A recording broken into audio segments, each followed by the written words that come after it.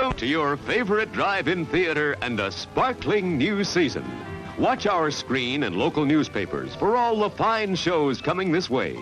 Show after show will feature the latest hits, the biggest stars for fun-filled, pleasure-packed evenings. Relax, come as you are, and spend an enjoyable night out with the entire family. No parking problems, no babysitting problems. And there are always tasty snacks at our modern refreshment stand. Thanks, folks. And once again, welcome back.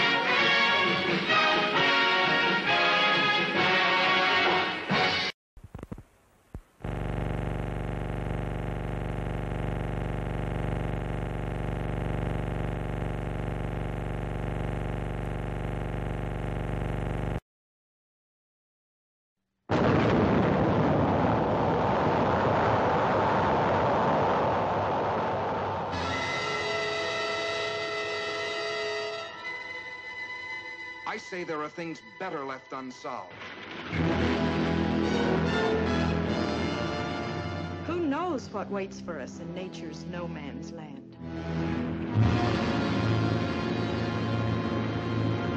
Impossible, unbelievable, fantastic. But I tell you, it could happen. It could happen. It could happen. It could happen. Yes, it could happen. For various authorities believe that buried somewhere under the polar ice cap, in a state of suspended animation, are the awesome creatures, the leviathans that roamed the earth at the dawn of time. And under certain conditions, a nuclear explosion could free one from his icy tomb. Then, guided by instinct, the beast would come back to the caverns of the deepest Atlantic where it was spawned. An armored giant, wreaking his prehistoric fury on modern man and his puny machines. Cities would be terrorized by the cruel intruder from the past. Populations crazed and panicked with fear by its destructive force. Granite and steel would crumble. soldiers and their weapons would be powerless before the onslaught of the beast. The beast. The beast. The beast from 20,000 fathoms. Herald Square, 34th Street, Broadway. Every section of the city is guarded. No one knows where the monster will strike next. Another one, Colonel? No. You know what the radioactive isotope is? No, but if it can be loaded, I can fire it. I'll load it. Just remember one thing. This is the only isotope of its kind this side of Oak Ridge, so you can't miss.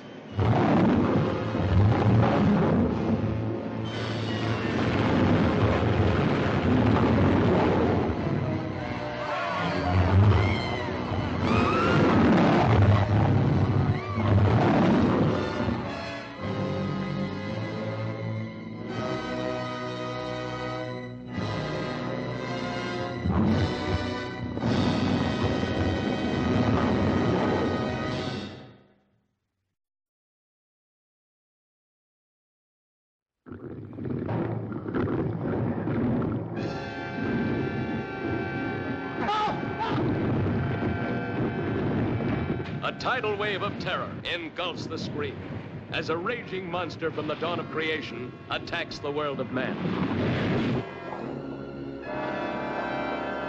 Here, gentlemen, is your villain. It would take an enormous number of those to disable a Navy submarine. Or just one of enormous size, Mr. Chase.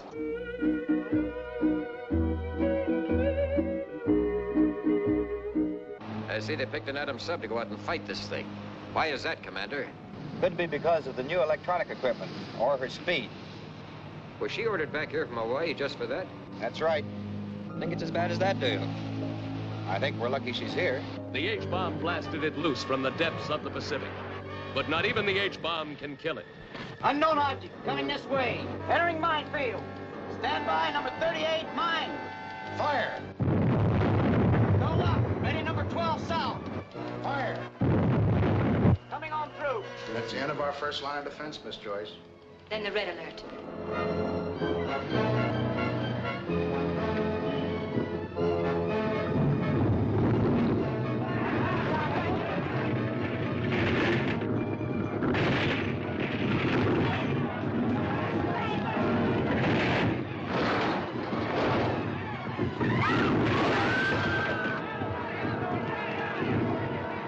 West Coast reels under Holocaust as the men and weapons of the atomic age battle to the death against the ageless monster of the deep.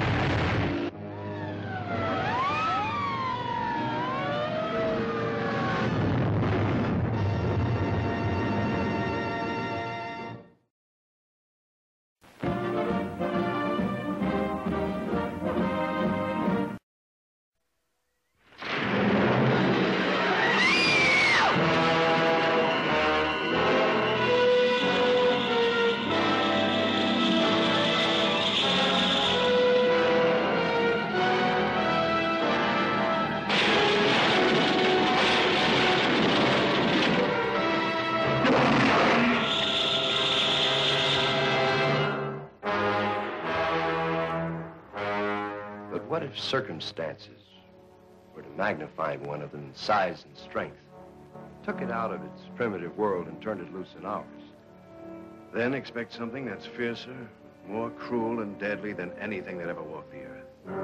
Even science was stunned. The new atomic miracle should have been mankind's greatest boon. Instead, when such power to cause phenomenal growth proved dangerously unstable, man was confronted with his most shocking blunder. The isotope triggered our nutrients into a nightmare.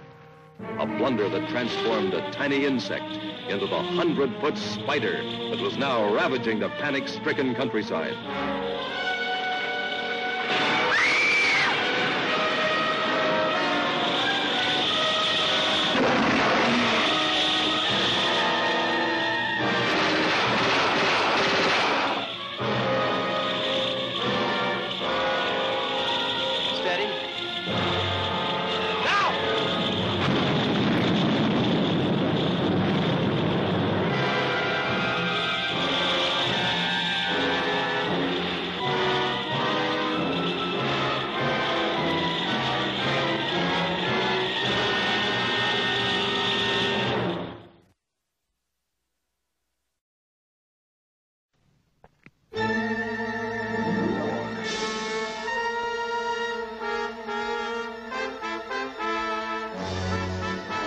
Efficient science creates an electronic monster so terrifying, only screams can describe it. Come back home. Come back home.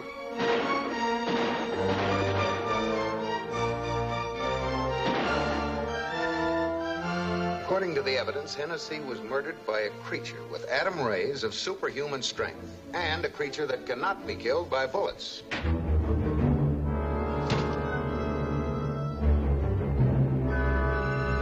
I said I would live to see you die. I just came from the Bureau. They checked the murderer's fingerprints.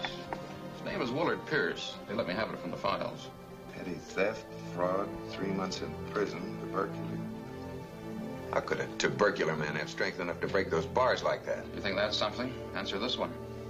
How could a dead man have strength enough to do it? Fantastic, but based on scientific fact. Planes. How low they're flying. You will stop all planes and trucks searching for radioactivity. If you do not, many people will be killed. There will be no other warning. Hello! Hello! Hello! They hung up before I could put a tracer on it. Slow down, Dave. Dave, did they? No.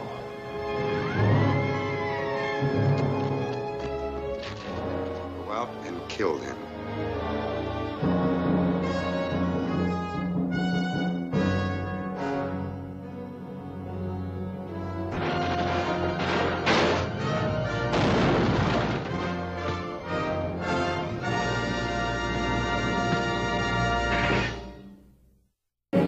You suppose there's time? Sure, there's still time to visit our famed snack bar, where we offer a wide variety of good things to eat and drink to top off your evening. Want a suggestion? How about enjoying a treat we're famous for? A refreshing cup of smooth, chocolatey good Jubilee hot chocolate. Such a comforting, special kind of drink, and a favorite with folks of all ages. Hot chocolate goes down real easy this time of night, makes you feel warm and altogether wonderful. Bet you've never tasted hot chocolate quite as good as we make it. Enjoy a cup tonight. Dum, dum, dum, diddle dum dum, diddle dum dum, diddle dum dum. There was a turtle by the name of Bert, and the turtle was very alert. When danger threatened him, he never got hurt. He knew just what to do. He ducked and covered, ducked and covered. He did what we all must learn to do. You and you and you and you, duck and cover. Be sure and remember what Bert the Turtle just did, friends, because every one of us must remember to do the same thing. That's what this film is all about. Duck and cover. This is an official civil defense film produced in cooperation with the Federal Civil Defense Administration and in consultation with the Safety Commission of the National Education Association. Produced by Archer Productions, Incorporated. Hey, Bert, come on out and meet all these nice people, please. Oh, all right. We really can't blame you. You see, Bert is a very, very careful fellow. When there's danger, this is the way he keeps from being hurt. Sometimes it even saves his life. That's why these children are practicing to duck and cover just as you do in your school. We all know the atomic bomb is very dangerous. Since it may be used against us, we must get ready for it, just as we are ready for many other dangers that are around us all the time. Fire is a danger. It can burn whole buildings if someone is careless. But we are ready for fires. We have a fine fire department to put out the fire, and you have fire drills in your school so you know what to do. Automobiles can be dangerous, too. They sometimes cause bad accidents, but we are ready. We have safety rules that car drivers and people who are walking must obey. Now, we must be ready for a new danger, the atomic bomb. First, you have to know what happens when an atomic bomb explodes. You will know when it comes. We hope it never comes, but we must get ready. It looks something like this. there is a bright flash, brighter than the sun, brighter than anything you've ever seen. If you were not ready and did not know what to do, it could hurt you in different ways. It could knock you down hard or throw you against a tree or a wall. It is such a big explosion, it can smash in buildings and knock signboards over and break windows all over town. But if you duck and cover like Bert, you will be much safer. You know how bad sunburn can feel. The atomic bomb flash could burn you worse than a terrible sunburn, especially where you're not covered. Now, you and I don't have shells to crawl into like Bert the Turtle, so we have to cover up in our own way. First, you duck, and then you cover. And very tightly, you cover the back of your neck and your face. Duck and cover underneath a table or desk or anything else close by. In Betty's school, they are talking about the atomic bomb, too. Betty is asking her teacher, how can we tell when the atomic bomb may explode? And her teacher is explaining that there are two kinds of attack, with warning and without any warning. We think that most of the time we will be warned before the bomb explodes, so there will be time for us to get into our homes, schools, or some other safe place. Our civil defense workers and our men in uniform will do everything they can to warn us before enemy planes can bring a bomb near us. You may be in your schoolyard playing when the signal comes. That signal means to stop whatever you are doing and get to the nearest safe place fast. Always remember, the flash of an atomic bomb can come at any time, no matter where you may be. You might be out playing at home when the warning comes. Then be sure to get into the house fast, where your parents have fixed a safe place for you to go. If you are not close to home when you hear the warning, go to the nearest safe cover. Know where you are to go, or ask an older person to help you. You know the places marked with the S sign? They're safe places to go when you hear the alarm. If there is a warning, you will hear it before the bomb explodes. But sometimes, and this is very, very important, sometimes the bomb might explode without any warning. Then the first thing we would know about it would be the flash. And that means duck and cover fast, wherever you are. There's no time to look around or wait. Be like Bert. When there is a flash, duck and cover, and do it fast. Here are some older boys showing what to do if the flash comes when you are not in the classroom. This is what to do if you should be in a corridor. You duck and cover tight against the wall this way. Remember to keep your face and the back of your neck covered tightly. Try to fall away from windows or doors with glass in them. Then, if the glass breaks and flies through the air, it won't cut you. You might be eating your lunch when the flash comes. Duck and cover under the table. Then, if the explosion makes anything in the room fall down, it can't fall on you. Getting ready means we will all have to be able to take care of ourselves. The bomb might explode when there are no grown-ups near. Paul and Patty know this, and they're always ready to take care of themselves. Here they are on their way to school on a beautiful spring day. But no matter where they go or what they do, they always try to remember what to do if the atom bomb explodes right then. It's a bomb. Duck and cover. Paul and Patty know what to do. Paul covered the back of his head so that he wouldn't be burned, and Patty covered herself with the coat she was carrying. They knew how to duck and cover. They acted right away when the flash came. If they had been at this doorway when the bomb flashed, Paul and Patty would have ducked and covered this way, like this girl. Heavy doorways are a good place to duck and cover. She will be safer, too. Here's Tony going to his Cub Scout meeting.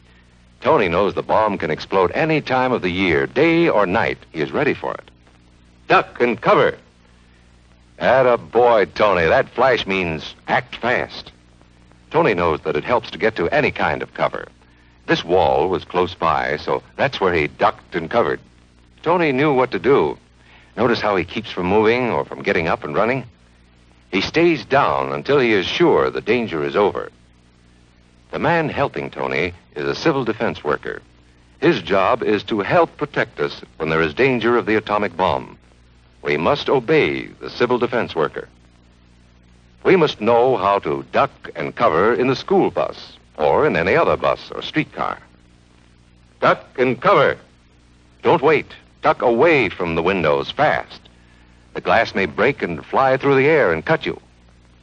Sundays, holidays, vacation time, we must be ready every day, all the time, to do the right thing if the atomic bomb explodes. Duck and cover. This family knows what to do, just as your own family should. They know that even a thin cloth helps protect them. Even a newspaper can save you from a bad burn. But the most important thing of all is to duck and cover yourself, especially where your clothes do not cover you. No matter where we live, in the city or the country, we must be ready all the time for the atomic bomb. Duck and cover. That's the first thing to do. Duck and cover. The next important thing to do after that is to stay covered until the danger is over. Yes, we must all get ready now so we know how to save ourselves if the atomic bomb ever explodes near us. If you do not know just what to do, ask your teacher when this film is over. Discuss what you could do in different places if a bomb explodes. Older people will help us as they always do, but there might not be any grown-ups around when the bomb explodes. Then, you're on your own. Remember what to do, friends. Now tell me right out loud. What are you supposed to do when you see the flash? Duck and cover. Duck and cover. Duck and cover.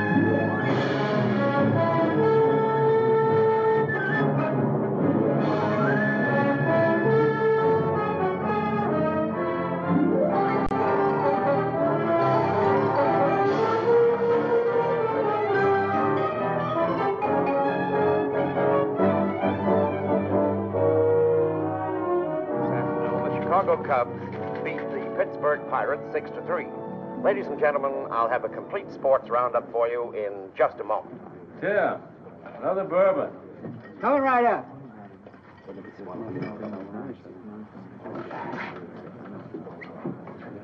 Here's the news bulletin from the nation's capital. Washington officially this morning denies rumors of enemy planes over northern Alaska. Meanwhile, there's been no lessening of international tension, and informed sources refuse to discount the possibility of all-out war. Shut that thing off. I got enough war talk at home. You can say that again. Meanwhile, in Italy, the communists caused another riot today as communists marched on Rome. That'll hold you.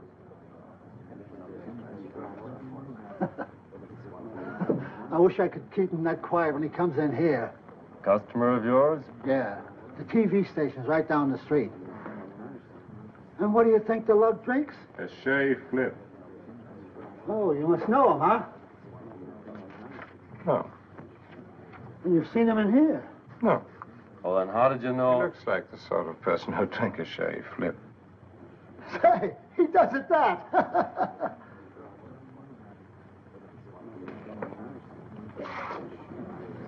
Hi, Tim. How about a beer? Why, sure. Is you working today? Yeah, but I thought I'd work in a nice, cool bar. Mind if I start with you, sir? My name's Potter, Vince Potter. I'm a commentator for station TVNY. Would you mind answering a question for tomorrow's program? You, gonna use it on television? That's the idea. Well, gosh, I'll be glad to. Good. First, I'll get your name and address, huh? Ed Mulberry, Boulder County, Arizona. Arizona. Occupation? I'm a cattle raiser. Cattle raiser. Now, here's today's question. Are you for or against the universal draft? Now, by that I mean draft everything. Soldiers for the Army, factories for war work, labor for factories, the whole business. Well, there's too much government in business already. You take cattle now. One bureau shoves the cost of feed up, and another keeps the price of beef down. That's why I cut my herd down to 3,000 head this year. Oh. I'd have raised 5,000 if they hadn't put price controls on. Another bourbon. And do they soak you with those income taxes? Oh, brother. You pay a high income tax? Plenty. You must make a great deal of money. I do all right. Well, down with taxes.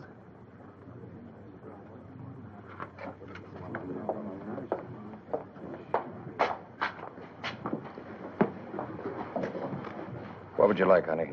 A scotch over ice. You know, I don't know why you New Yorkers drink scotch. Stuff tastes like medicine to me. What do you drink in San Francisco? A daiquiri. That sounds like a sissy drink to me. I just like the cracked ice. Scotch and a cracked ice. I beg your pardon. I'm Vince Potter. Yeah? Television station TVNY. Oh, yes. I'd like to ask you both a question. But first, may I have your name, sir? Sylvester. George Sylvester. Your occupation? I'm a tractor manufacturer. Tractor maker. Your name, Miss? Miss Sanford. Carla Sanford. Telephone number? Rhineland 1717. Now, look here. It's all right, George. I listen to Mr. Potter every Friday. His program's very popular in New York. So is he, evidently. Thank you. Now, here's tonight's question, Mr. Sylvester. Are you for or against the universal draft? Army, labor, factory, everything. Draft factories? That's communism. Communism. That's a good quote. They tried that on me last week, but I told them where to get off. Last week, where was that? My plant. They sent an Army major in to see me. It would take me 6 months to get in production on these tank parts. In the meantime, what would happen to my tractor sales? The Army needs tanks, Mr. Sylvester. Oh, sure. I'd like to hear you tell it to some of my dealers. If your dealers are good Americans, they'll know that tanks are more important than tractors. All they know is if they don't get tractors to sell, they're out of business. If an enemy nation conquered America, they'd be out of business for good. A fat chance. I'm sorry, Major. I'd like to accommodate you. But I've spent 10 years in building up my sales organization, and I'm not going to throw it away to do the government a favor. Mr. Sylvester, if people like you won't cooperate with your government willingly, the day may come when we'll be forced to take over your plants without asking your permission. Over my dead body. Now, let me tell you something, Major. The people of this country will never stand for a police state. And you can go back to Washington and tell them that for me. Yes, sir. Just because he was wearing a major's uniform, he thought he could threaten me. But I sure told him off. You sure did. How about you, Miss Sanford? Do you believe in drafting women as well as men? Well, it all depends on what you want to draft us for. War work. I mean, labor in a munitions factory, for instance. I worked in a factory for a while during the last war. It ruined my hands, so I quit. Another drink, Tim, for everybody. Excuse me, gentlemen and young lady. Haraway's my name. Congressman Haraway. I'm just in New York for over the weekend. It's a pleasure to meet you. Well, it's nice to know you, too. Valuable work you're doing, young man. Seeking the voice of the people. I believe in it. That's the American way, the democratic way. Thank you, sir. That's Arthur Haraway, isn't it, of Illinois? Arthur V., thank you, young man. You won't mention the locale of our interview, of course? Oh, of course not. Some of my constituents might not understand, you know. Well, gentlemen, speaking in the voice of the people, I don't believe that anyone hears it with the same regularity as a congressman. Hundreds of letters coming in every week. People telling you what they're for, what they're against. Let me tell you what they're against. They're against communists. Yes, sir, they want communism destroyed wherever it rears its ugly head.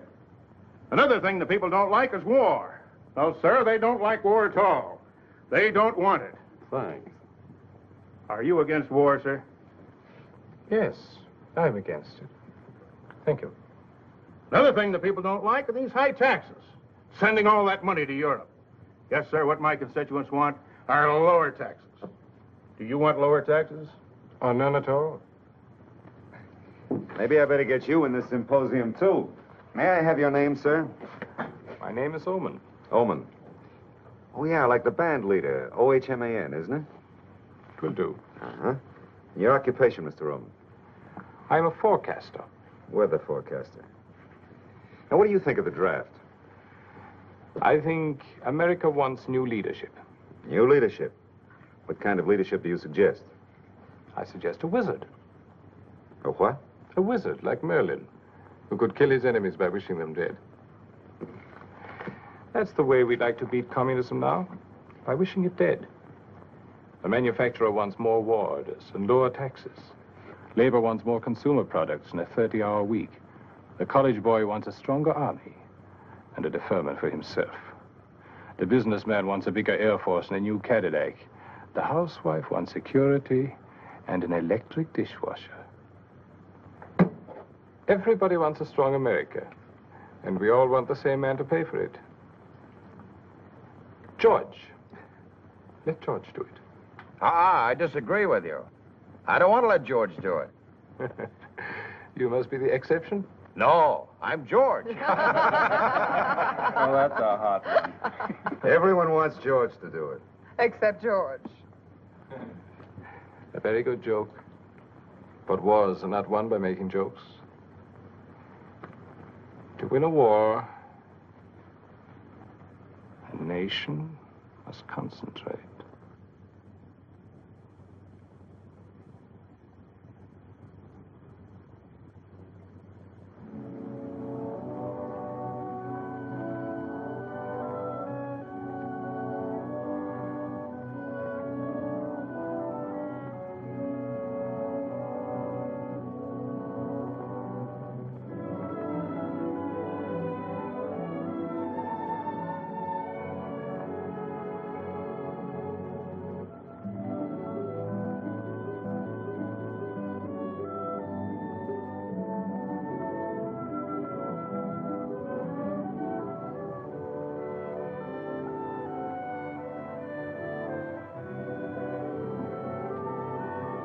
What's that guy yakking about? Something big going on. Speak up, jerk. No longer a rumor. The blue alert is on. No official word from Washington yet. Official word on what? But here's a news bulletin from United Press. A wireless operator from Seal Point, Alaska, reports over 500 planes were seen at 4:20 this afternoon. 500 planes? What kind of planes? They passed over Seal Point at an altitude of 10,000 feet, heading south.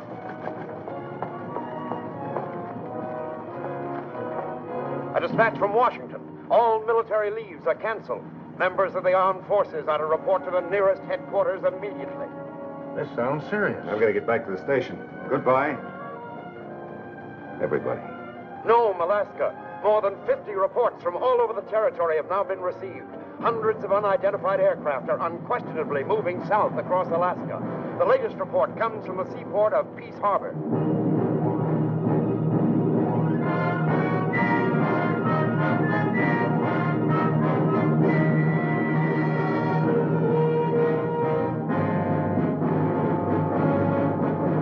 Planes are here. Attention all civilian air personnel. Report any observations on the identity of the approaching planes to the Alaskan High Command immediately. I repeat. Here they come. Attention all civilian air personnel. Report any observations on the identity of the approaching planes to the Alaskan High Command immediately. Can you see their markings? Not yet.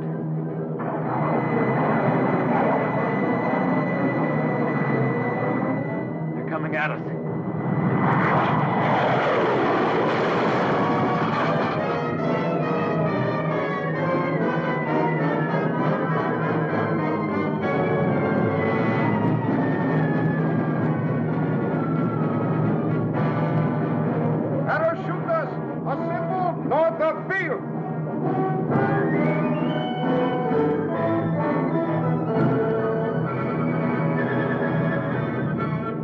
slow that flight down.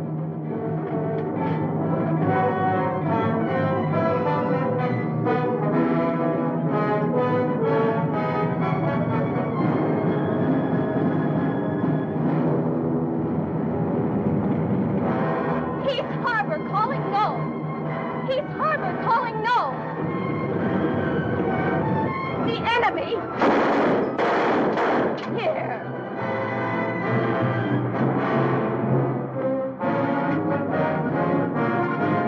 Hurry those bombs.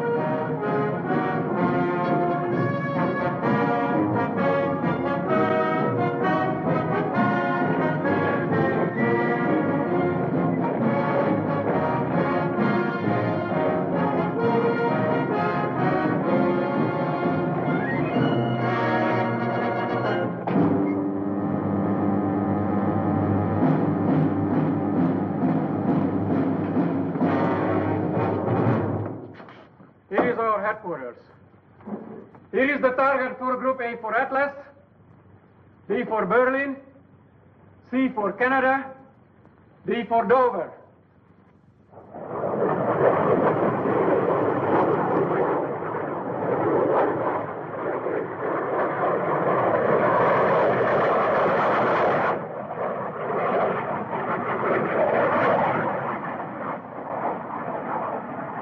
This is Knox Manning again, ladies and gentlemen. Unconfirmed reports state that our jet fighter planes have already engaged the enemy. From the United Press correspondent in Fairbanks, Alaska, it's now certain that the United States has been attacked without warning. 3 civil airports in Alaska have been captured. A dozen more don't reply to urgent radio calls. There's a great deal of static in the Northwest, probably due to enemy jamming of the airwaves. The big mystery now is why have no cities been attacked? Why did the enemy throw away surprise, yet fail to drop a single atom bomb?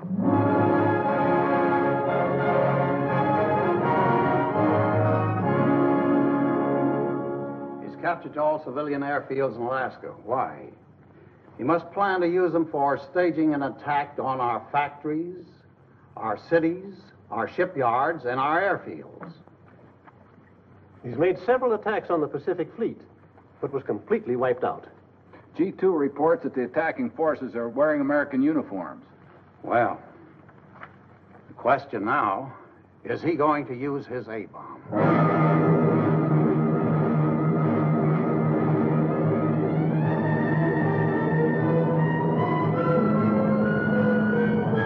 That is the airfield. Make ready. All right, you guys, scramble. This is it.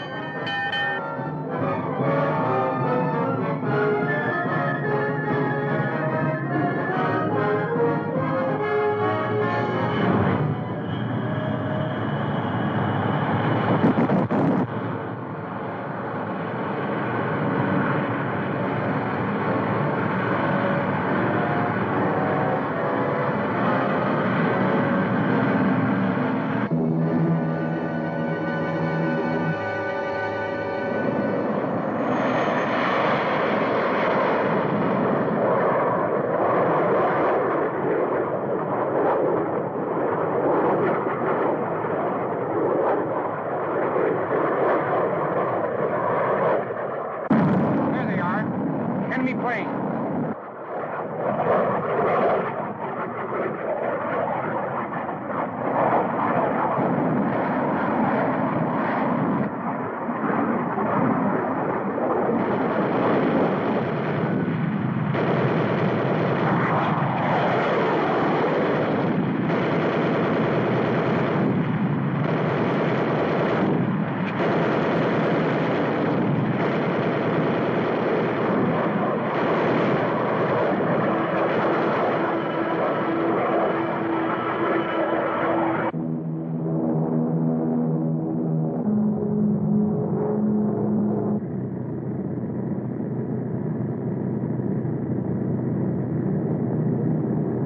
Ahead is airfield. Make ready to bomb.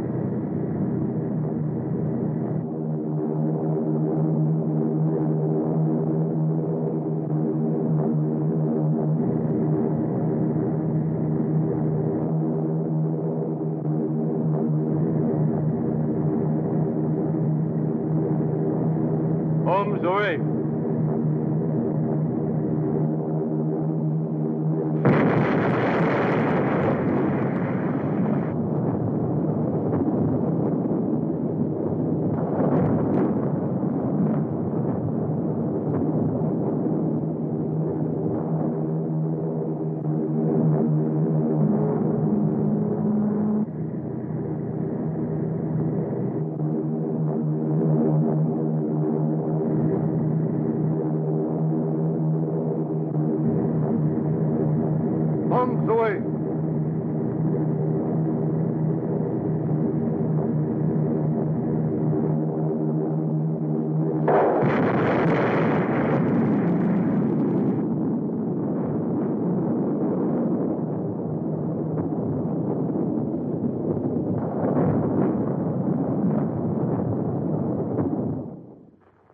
ladies and gentlemen, the long-awaited blow has fallen. The atom bomb has been dropped on the United States of America. Washington, 10:30 p.m. The Joint Chiefs of Staff are now in session. So far, there have been official reports of only 3 A-bomb drops: Fletcher Field, Alexander May, and Costa Field. But unofficial information is to the effect that additional military objectives have been hit in the Northwest and on the Pacific coast.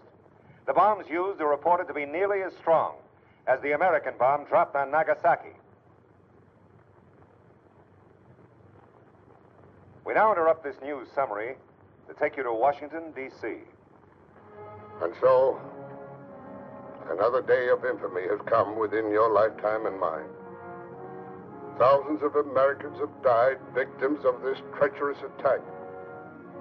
But it will not go unpunished. At this very minute, hundreds of our fastest bombers are speeding toward the enemy's homeland. We shall bomb their bases and their armies, their factories and their railroads, their harbors and their oil fields. Our own atom bomb, more powerful than any the world has ever known, will wreak a terrible vengeance upon that nation whose long threat to the peace of the world today became a reality.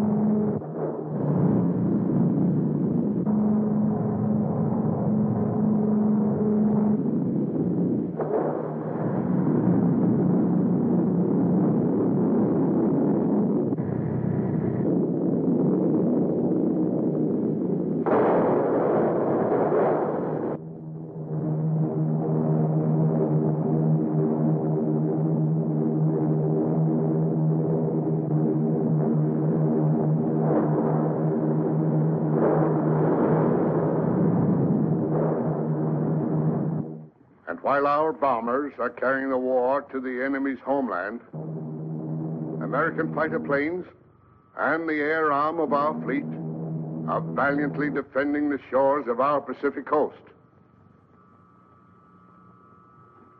Pilots, man your planes. Pilots, man your planes.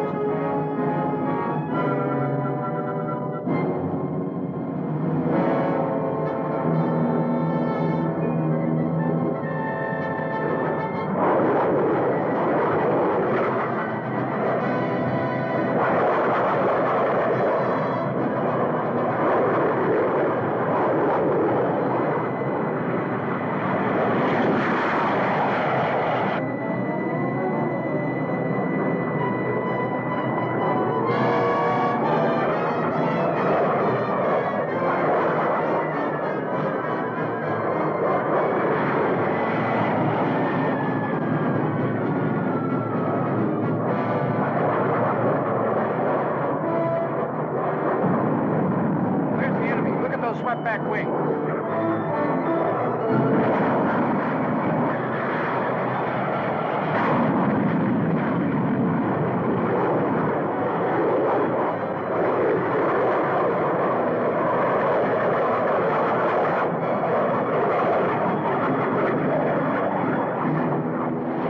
Strike there. Get here.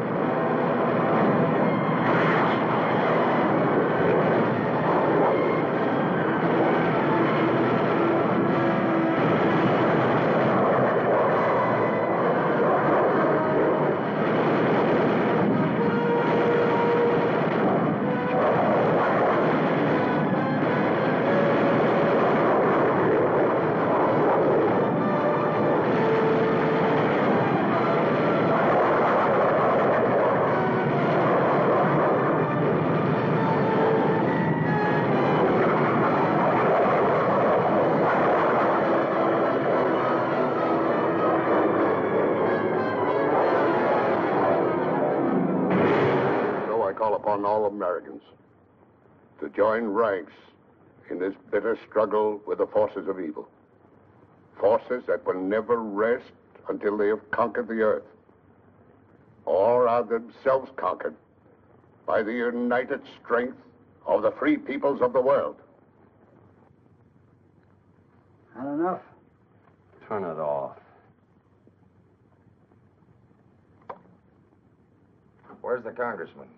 He left for Washington a couple hours ago. How about the fellow Oman? He's gone, too. Can you imagine those guys attacking the United States of America? Yeah, well, we'll shove it down their throats. This is it. The final game of the World Series, and we're the home team. Give me a beer, Tim, while I got some voice left, will you? Hi. Hi. Is it as bad as it sounds? Worse. What's the inside dope, Vince? Well, we've lost part of the state of Washington. About 50 military airfields in the west. They were knocked out by atom bombs. It was like a modern kamikaze attack. No matter how many planes we shot down, they kept coming until one got through. A Navy air arm is operating from carriers off the coast of Oregon. They've taken a terrific toll of enemy planes. How about the cities in California? You mean San Francisco? Yeah. Hasn't been attacked yet. Thank God for that. But they hit a shipyard in the state of Washington. 20,000 dead. Oh, no. Oh, yes. But what are they up to? I mean, they wouldn't just drop a few bombs and let it go at that. Well, there was a rumor that they were dropping parachute troops near Puget Sound. In American uniforms. Turn it on again, will you, Tim? We were trying to pick up a Tacoma station by microwave when I left. Do you think there'll be an actual invasion? I wish I knew. It's hard to believe, isn't it? I mean that this is actually happening to us. Yeah, right here in the United States.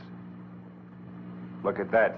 More than 2,000 enemy paratroopers dropping in a semicircle around the supply depot. Camp Lewis itself has been destroyed by an atom bomb. The National Guard is being mobilized, and civilians are meeting the invasion with calm courage. Here's another remote control view from our portable equipment.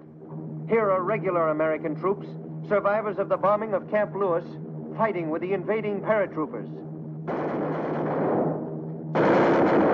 This is probably the first picture ever taken of American soldiers shooting at an invader on American soil.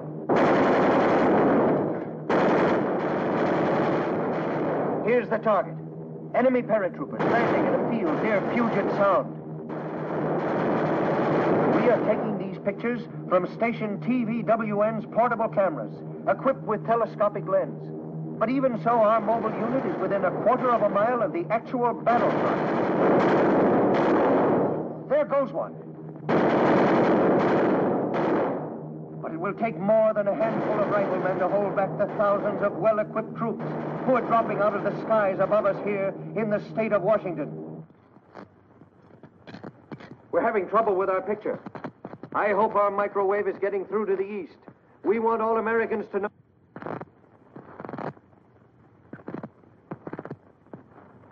Ladies and gentlemen, our connection with Tacoma has been broken. We will restore it if and when we can. Meanwhile, here is official confirmation of an earlier rumor. Washington, D.C., the Department of Defense announces that the Pacific shipyards have been destroyed by atom bombing. The same bomb smashed the business district of the city, with casualties estimated between 20 and 50,000. I guess I'd better get back to San Francisco. You think it's safe? It's my town. You gonna try for an airplane ticket? That's what I had in mind. I think I'll go along with you. See if I can get one for Arizona. When I get back home, I'll tell Edna that I'm not likely to forget my dinner date with a cousin. Oh, dinner. I haven't fed you yet. You go find your plane ticket. I'm not hungry anyway. You see that she gets home safe. I'll make it my personal responsibility. Goodbye, then. Take care of yourself, George. Good luck. This is an emergency announcement. This is an emergency announcement. Every able-bodied citizen is requested to report to the nearest hospital to give blood for the Red Cross. It's a nightmare. This can't be happening. It was a cinch to happen. Last time I met a girl I really liked, they bombed Pearl Harbor. What happened to the girl? War ended. Extra paper, America invaded, read all about it. Extra paper, America invaded, read all about it. Extra. Okay, thanks. Sorry, nothing for New Orleans. Anything from Minneapolis? Nothing from Minneapolis.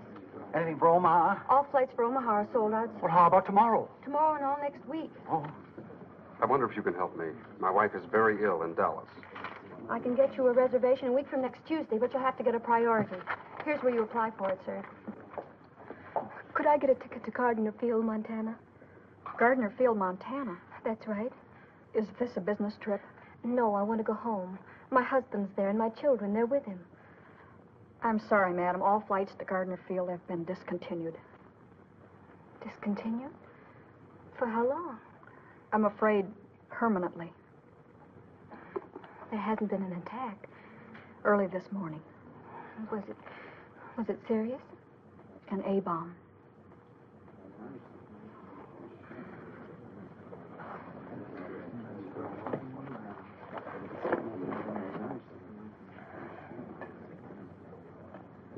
I don't think we'll do any good here.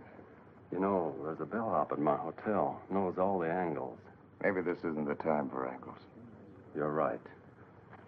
Any chance to get to Phoenix or Tucson? All sold out. How about San Francisco?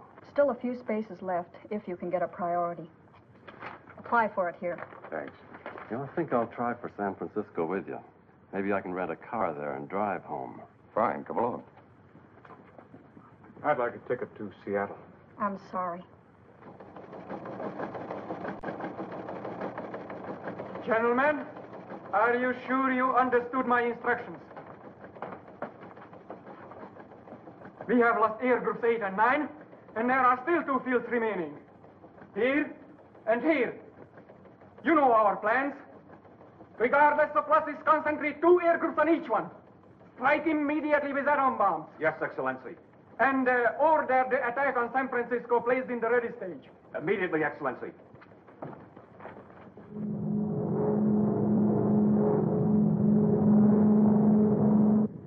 New York Flight 289 to San Francisco Tower. Request landing instructions.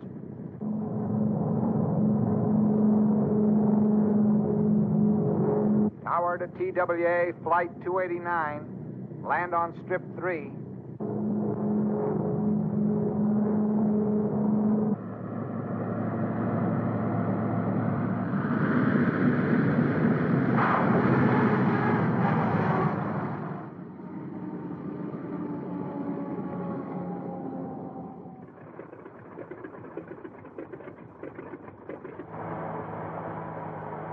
This is KRO, San Francisco. While no A-bombs have fallen on California, an unofficial report from Northern California states that 6 ships flying the flags of 6 different nations were intercepted by the United States Navy and found to be carrying enemy personnel and equipment. Turn it off, will you, Mac? Anything you say.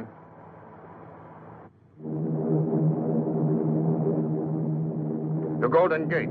There is San Francisco.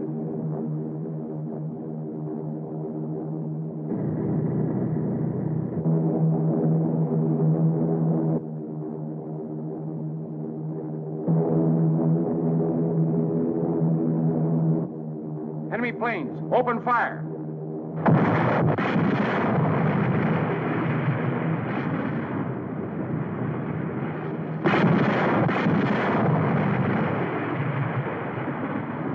What's that?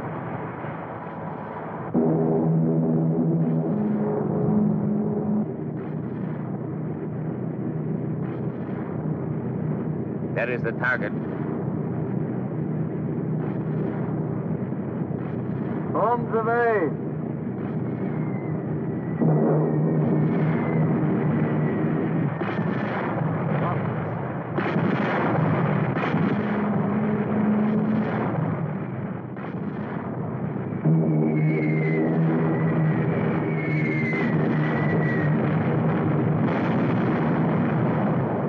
There's my flat just up ahead. Pull up the curve.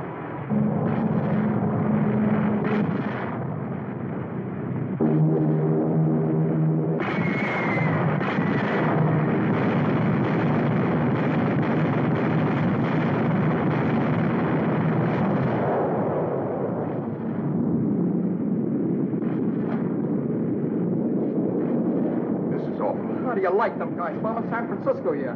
We never got bombed in the last war. You never got it, brother. I was in Guam. Anybody got a cigarette? Have a cigar. Oh, thanks. Anybody got a light?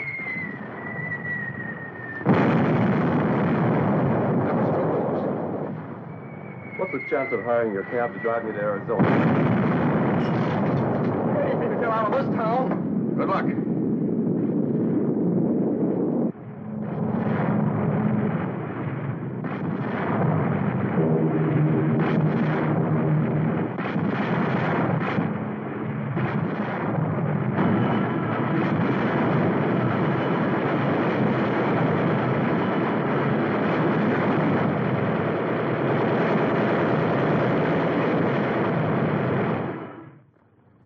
And as the sun sets in the Pacific tonight, the all clear sounded in San Francisco, and the city by the Golden Gate had survived its first air attack.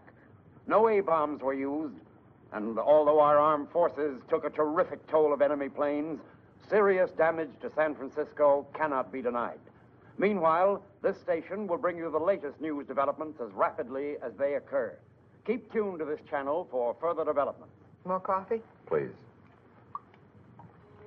No, it's funny. The world's coming to an end, and you and I are sitting here having dinner. What's more, I was hungry. Know what you mean. Every once in a while, I forget what's happening in the world. I feel good. As if I'd just met a new beau. You have? One I like very much.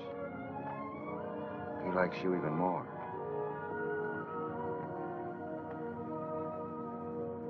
War or no war, people have to eat and drink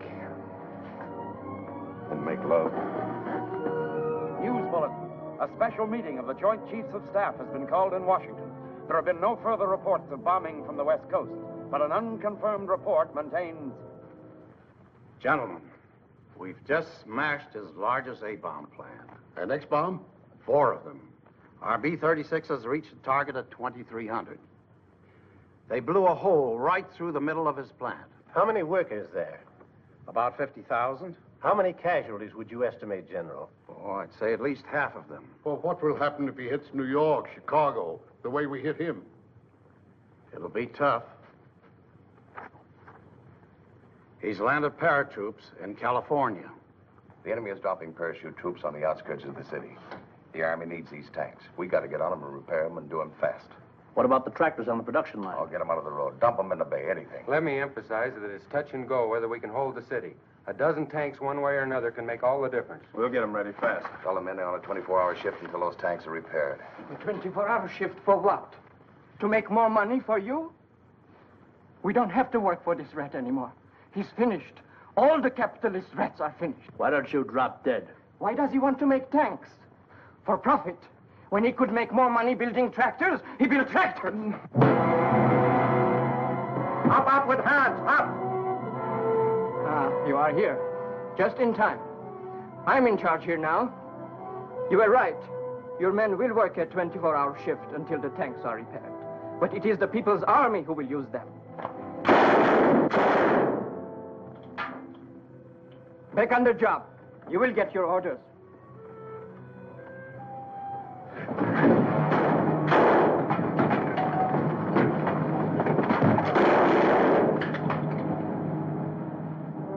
Why do people like you always think you can beat anybody with your bare hands?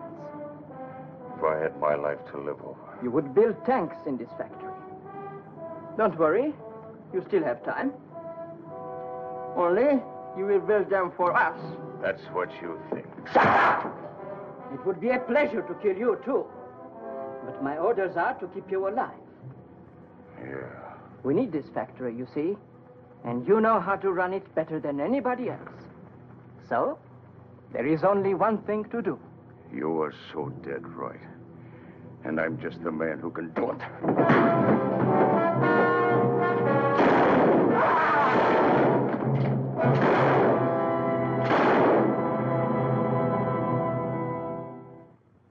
San Francisco fell at 12 o'clock today, and the invaders have established a firm foothold on American soil. Our military air bases within fighter plane range of Northern California have been knocked out by A-bombs, and it is rumored that the Army is being withdrawn to a defense line along the western borders of the Rocky Mountains. We now switch controls to Washington, D.C. for an official message. It is my unhappy duty to report to you that despite heroic effort by our armed forces, the enemy invaders have now secured San Francisco, Oakland, Astoria, Oregon, and Port Townsend. To the people of these cities, I bring this message. Do not despair. At 10 o'clock this morning, England and France declared war on our side. All the nations included in the Atlantic Pact have risen to defend the free world. Despite the unprovoked nature of the attack, the war has not been as one-sided as it may now seem to you. For every atom bomb dropped on our country, we have taken 3 to the enemy's heartland. And we have huge stocks of atomic weapons in reserve. Stocks large enough to eventually crush the enemy on his native soil and end forever his power to make war on any nation anywhere. So be of good courage. For we have met the first shock of aggression, and we have returned blow for blow. And even as I speak to you, our Pacific Fleet is carrying the conflict to the enemy's homeland.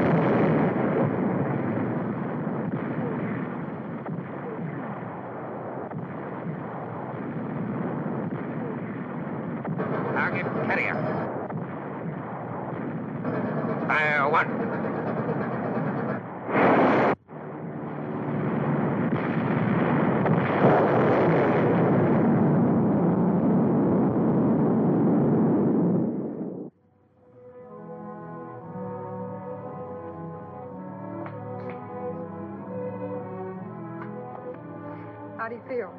I feel great. How much of the red stuff did you take out? Just a pint. The next time I'll give you a fifth. All right, come around in about 12 weeks. Next. Hi, honey. Hey, what you doing here? Oh, I thought I'd spare you a few red corpuscles. Swell, I can use them. Tried to join the Air Force today. They didn't take you? 90,000 guys are trying to join now that it's too late to train men. What they need is equipment. What we need is blood. You sure you know what you're doing, huh? Please, That's cold. don't be such a sissy. Oh, well. Sorry. That's better. Make a fist. Okay. You know, you're beautiful. We're ready. Does she know what she's doing with that thing? You can trust her. Yeah, I trust you. I don't trust... You know, all we want to do is see what goes on in your veins.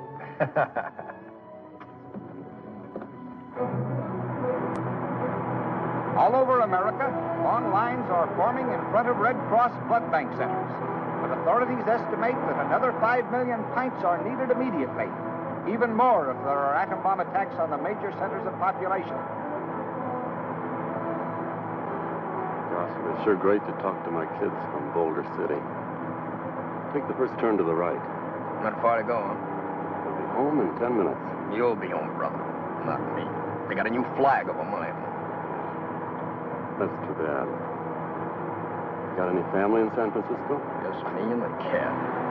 I'll give the two of you a job on my ranch. Oh, thanks. Look at those bombers. I'm sure glad we've got a lot of them. He said it. Jet bombers with swept-back wings. I got you. We've just intercepted a jet attack headed this way. They think maybe the dam's the target. How many planes? How far away? How many planes? I got you. Last seen at 6C for Charlie. Got it. About a dozen jets 120 miles west of here. They've shot down most of them. What's that? That's them. Post 327 to command. Post 327 to command. Enemy jets approaching Boulder Dam. Enemy jets approaching Boulder Dam. Enemy planes coming in. Open fire.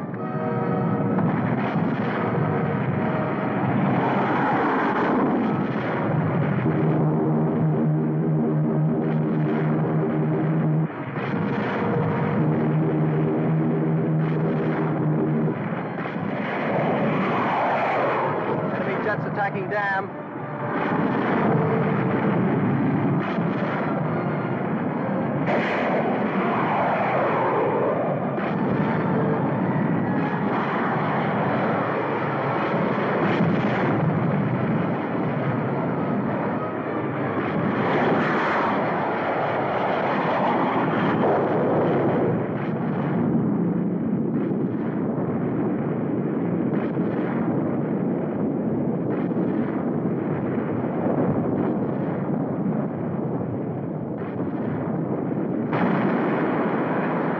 Somebody blew up? Emergency announcement. Enemy planes are attacking Boulder Dam. I repeat, enemy planes are attacking Boulder Dam. Attention all citizens. Boulder Dam has been destroyed by enemy action. Evacuate all low ground immediately. Attention all citizens. Step on it. We got to get to my family.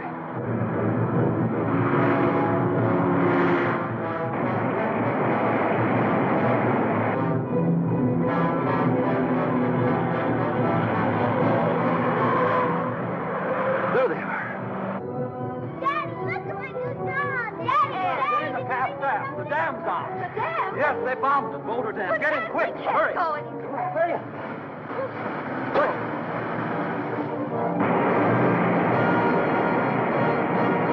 Water will be 100 feet deep here any minute. But what happened? What happened? Those bombers that just flew over, they weren't ours. Can't you go any faster? It's as fast as we'll go. Mommy, I'm scared. Shh, darling.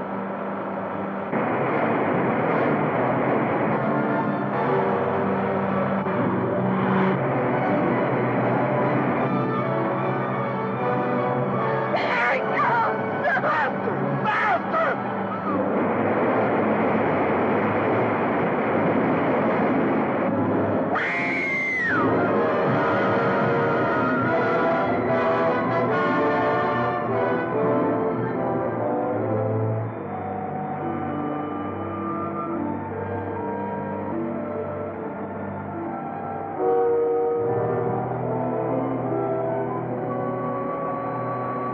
destruction of Boulder Dam by an atomic missile today was only the culminating disaster in what will go down in history as Black Friday for the United States of America.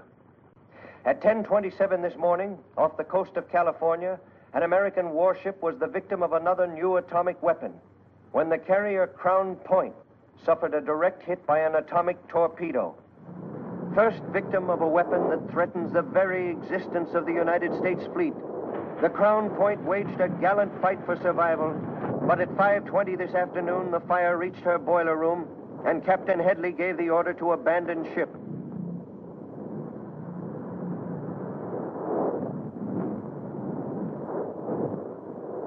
Meanwhile, flames swept the entire state of California tonight as the people of the Pacific Coast put their industrial establishments to the torch, rather than allow them to fall into enemy hands.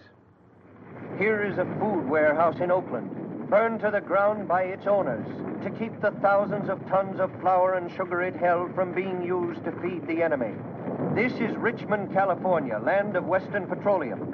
1 million gallons of high-test airplane gasoline go up in flames to implement the scorched earth policy with which a resolute civilian population is meeting the first invasion of America since the War of 1812. Disaster follows disaster as railroad employees wreck their own trains to slow the enemy drive. A steel plant built at a cost of $50 million burns to the ground.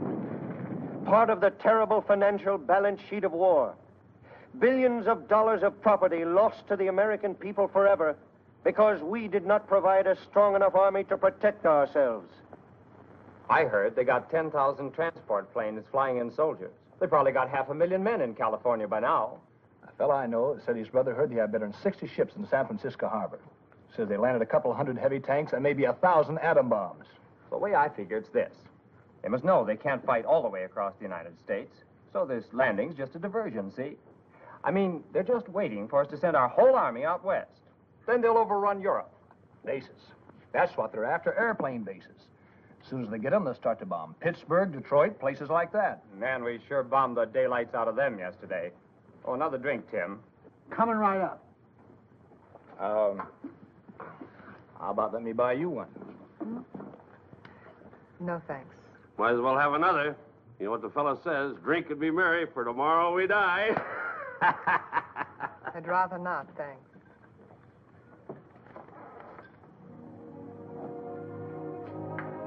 Hi, honey. Hi. How's the blood bank? It's fine. Hey, we set a new record this week. You set a record with me a long time ago. Give me a beer, Tim, huh? Well, they turned me down again today. The Air Force? Navy this time. Air Force doesn't want me. Army doesn't want me. Navy doesn't want me. I want you. That's the best thing I've heard today. I mean it, too. Why wouldn't the Navy take you? Same old story. More men than they have weapons for. Soldier's no good without a gun, and a sailor's no good without a ship. Don't let it get you down, chum. Remember old Tim's motto, let Jack do it. Jack? Yeah, George's brother. Oh, you kill me. Let's get out of here. Right now? Right now. I'm with you. Hey, Vince, you forgot your beer. You drink it. Why not?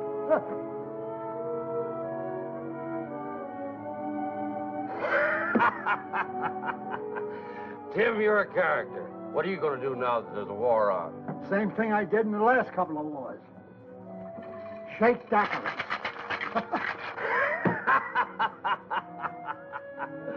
Emergency announcement. Radar screens have picked up unidentified aircraft approaching New York. The red alert is on. I repeat, emergency announcement. Unidentified planes approaching New York. The red alert is on. Do you suppose they're really going to bomb New York? They threatened to. It was on the news wire. We didn't want to release it and start a panic. I'm not afraid. I'm not afraid at all. I know what you mean. I think we were afraid because we were drifting. We didn't know where we were going. Carla, there may not be much time left. But in the few days there are, I want to spend them with you. I want that, too. I want it very much.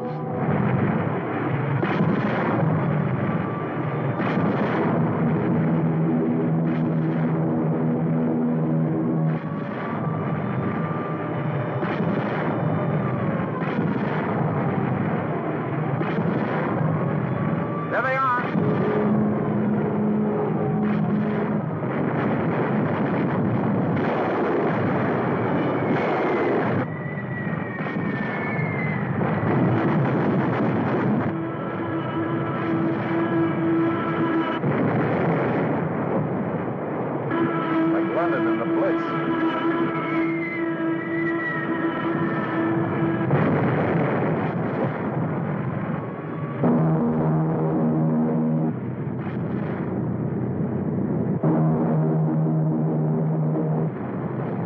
There is the target.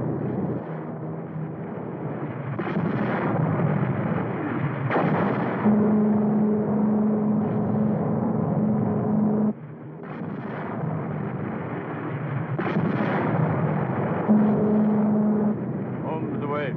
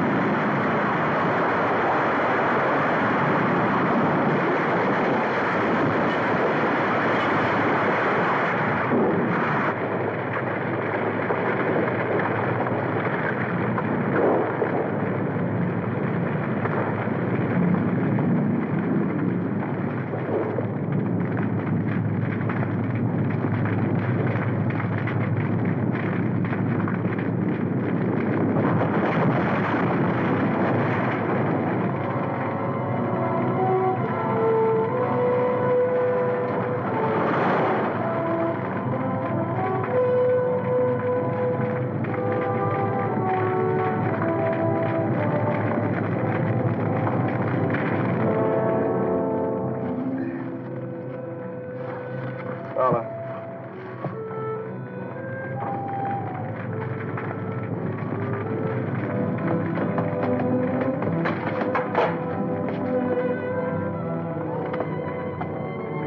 Holly.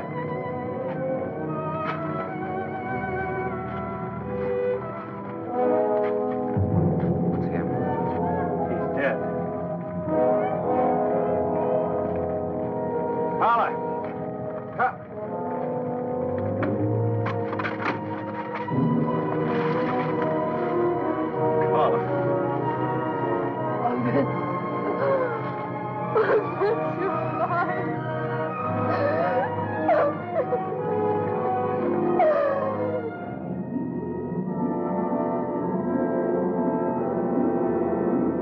First estimates indicate that more than 30,000 dead were the victims of the A bombing of New York City when an enemy plane pierced our defenses and dropped its deadly cargo late last night. And only the heavy steel and concrete construction of the city's skyscrapers held down the death toll, as more than 50,000 injured filled New York hospitals alone. City and state civilian defense workers are on a 24-hour shift, and aid is pouring into New York City from every direction. Any further report on the New York attack? Here are some air pictures of the damage. About a third of the city has been quarantined. Radiation. How did the radiation casualties compare with the direct fatalities? No report on that yet. What's his purpose? Why should he capture one small part of the Pacific coast and then stop?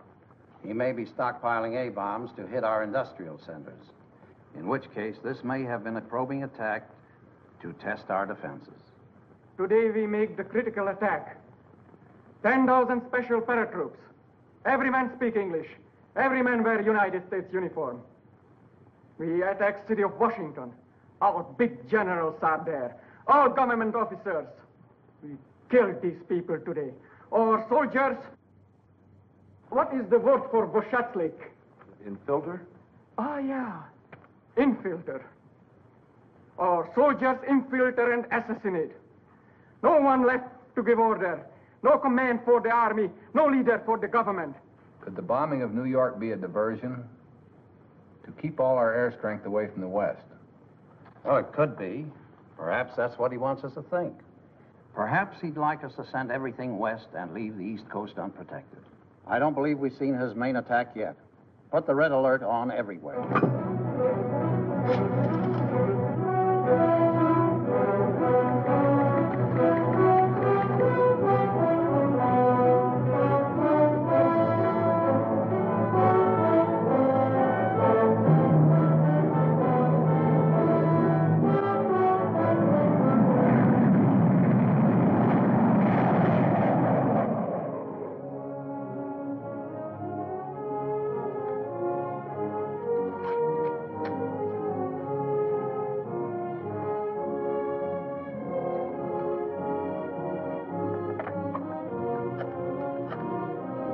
Unidentified craft, Section Charlie, Zone 4. Looks like a transport.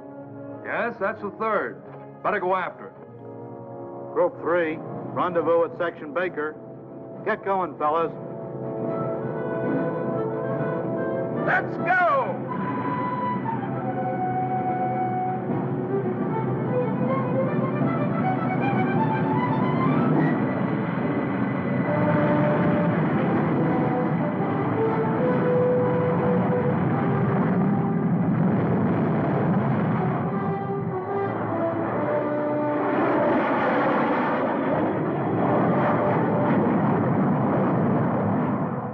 Up 3 unidentified transport planes. Big boy. That's the Joker. 1 south, 1 east, and 1 north. You sent out interceptors? After all 3. You don't suppose... There have been no reports from the west, sir. Bring post 21. Yes, sir.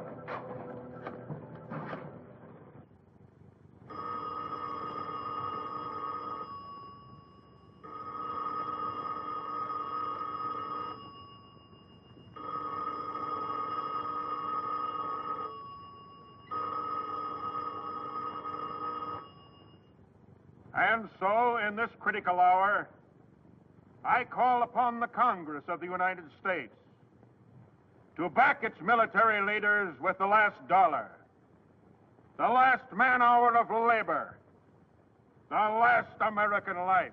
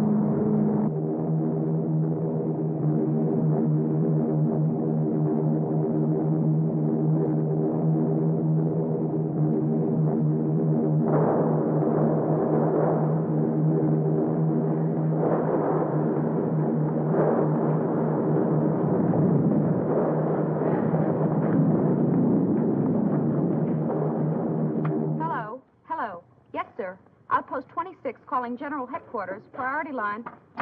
Hello. They've landed where? Yes, yes. Across the Potomac. In American uniforms. Stand by for orders. Double the companies guarding the White House, the Capitol, the Senate building, and the House. Yes, sir. And have them challenge everybody, no matter what uniform. Halt. Who goes there? Company B, 183rd Infantry. 183rd. That's an Illinois outfit, ain't it? Yes. Yes, Chicago, Illinois. You ever go see the Cubs play? Cubs? Cub is a young animal, a bear. Sergeant the guard! Sergeant the guard! Halt! Who goes there? If we, as members of Congress, have ever been lacking in vigor in our nation's defense, if we have ever failed to realize the urgency of the nation's peril, let us be doubly vigilant now. Let us set an example of fighting Americanism for the whole nation to follow. Let us continue to... Gentlemen! Gentlemen! The enemy is attempting to seize the seat of government! We are surrounded!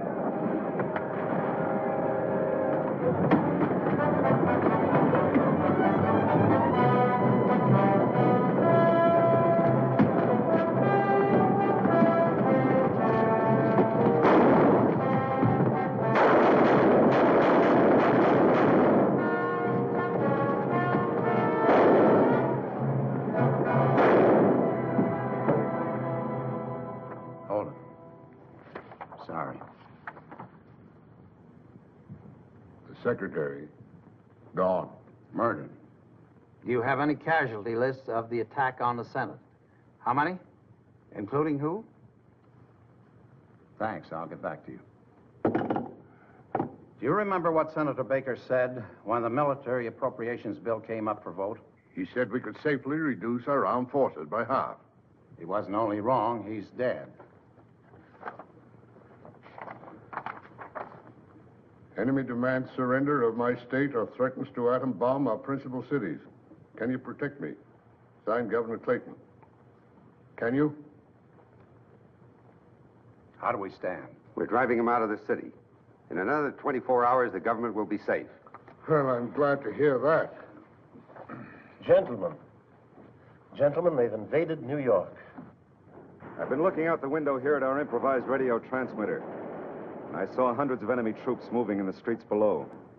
It's only a matter of minutes before they find us and take this station off the air. Vince, they're coming into the building now. But in the little time we have left, I want to tell you how proud you can be of the ordinary citizen of New York. It seems every man and boy today has become a guerrilla fighter. I saw taxi drivers use their cabs as weapons to mow down enemy troops. I saw high school boys attack enemy tanks with pop bottles full of gasoline. I saw mounted policemen become a fighting cavalry. We take over now. Vince! Oh, Vince! The People's Government of America will take the wealth from the greedy, the speculators, and the capitalistic bourgeoisie, and distribute it among the workers, whose labor will never again be exploited for the benefit of the warmongers of Wall Street. The People's Government brings the citizens of New York a new freedom. A freedom based on order. A freedom based on loyalty to the leaders of the party, your party, which will work hand in hand with the Marxist democratic leadership of all other nations, so that never again will war be necessary among the civilized peoples of the world.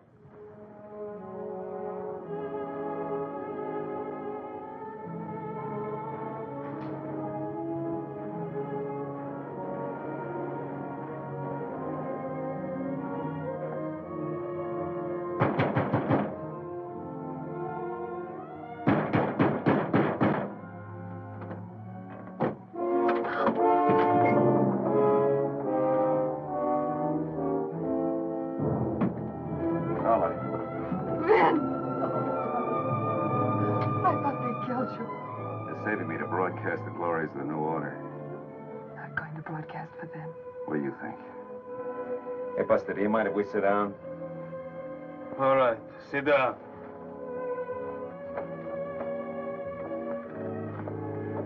Look. Hey, look, you guys, don't you drink whiskey, good whiskey? I drink it myself over there. Ah, whiskey. Whiskey good, ah. You try trick, I kill you. You're woman, too. No tricks, no tricks. Good whiskey. Look, baby, I tricked him into bringing me here. I'm going to get you out.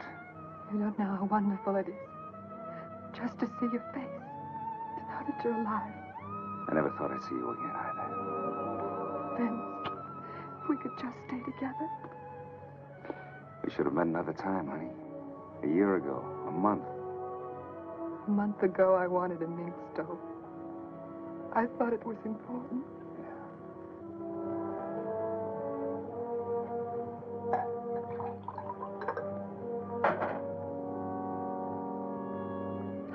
Vince, if I had my life to live over again. That's what everybody's saying, honey. You drink whiskey, too. Please. No. She doesn't want any.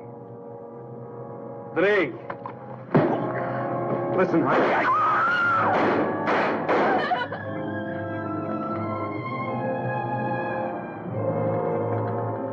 Get out! Get out of here! She's dead. Now you, my woman.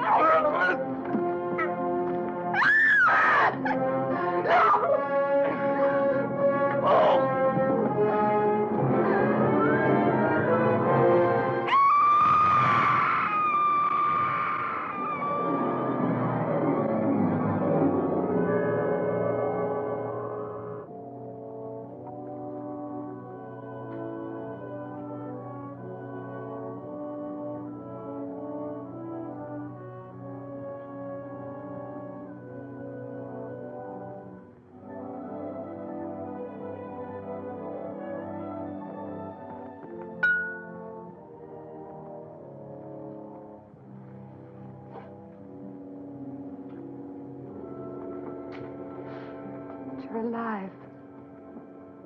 Say, didn't we fly to the West Coast together, you and me? Yes. Well, what are we doing back here? We are in New York, aren't we? Are you kidding? The man that was sitting behind that brandy glass, where is he? Holman? Well, I guess he left. And hey, he went out without paying for his drink. Do you know who he is? Well, yeah, he's some kind of a fortune teller. Hypnotizes people, he says. Tells them what's going to happen. A phony if I ever saw one. Am I, Tim?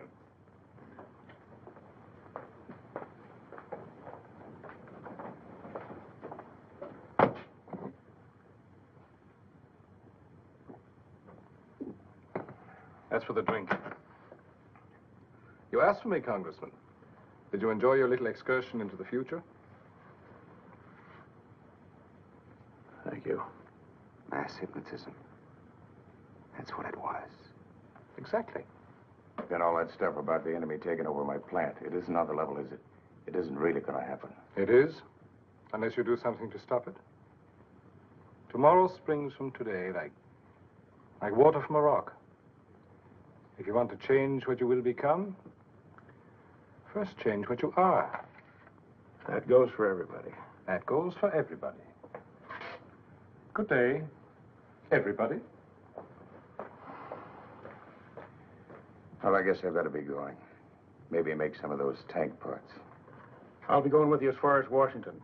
I've got some things to do also. I'm in on this, too. So long, Tim. So long, fellas. Come back again. Finished with your drink? Yes, but I'll take care of her. Is that the way you want it? Okay. Good luck to the both of you. I guess it's my turn. Do you happen to know the address of the nearest blood bank? I'll show you the way.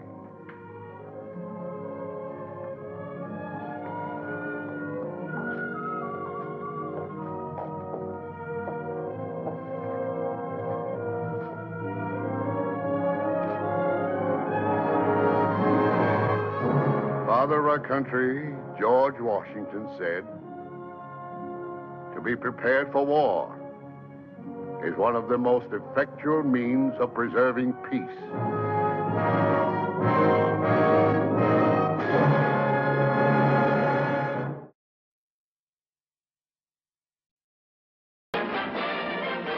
And now, before the next show starts, let's enjoy an intermission. You'll find our snack bar chock full of good things to eat and drink. Tasty, tempting hot dogs, thirst-quenching soft drinks, fresh, crunchy popcorn, a complete assortment of delicious candy, and a full line of cigarettes. You've plenty of time, so visit the snack bar now.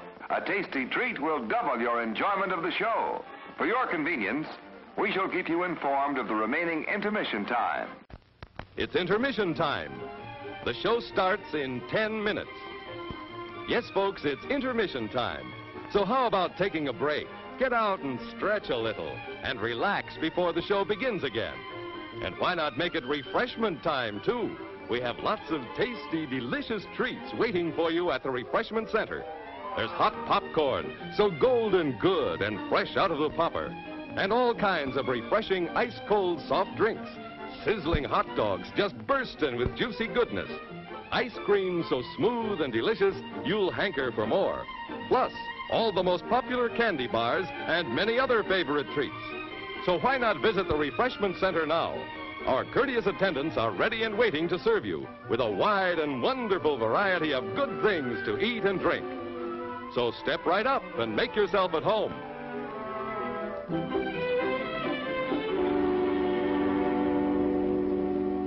The show starts in 9 minutes.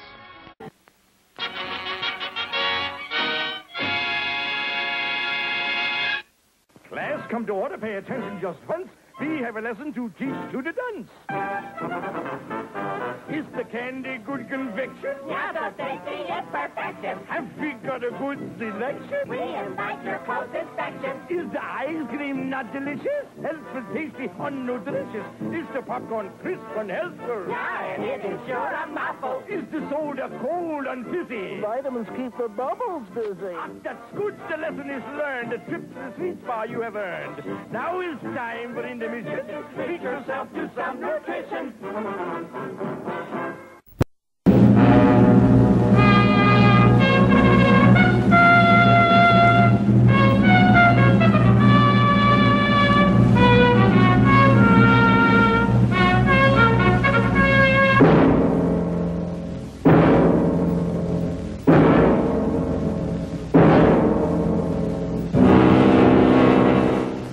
You are the target of those who would trample the liberties of free men.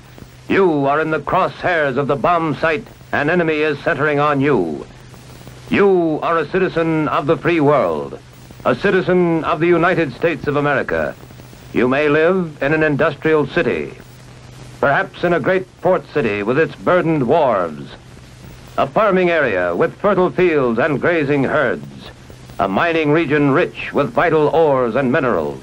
You are the target. Our president has told us that even against the most powerful defense, an aggressor in possession of an effective number of atomic bombs could cause hideous damage.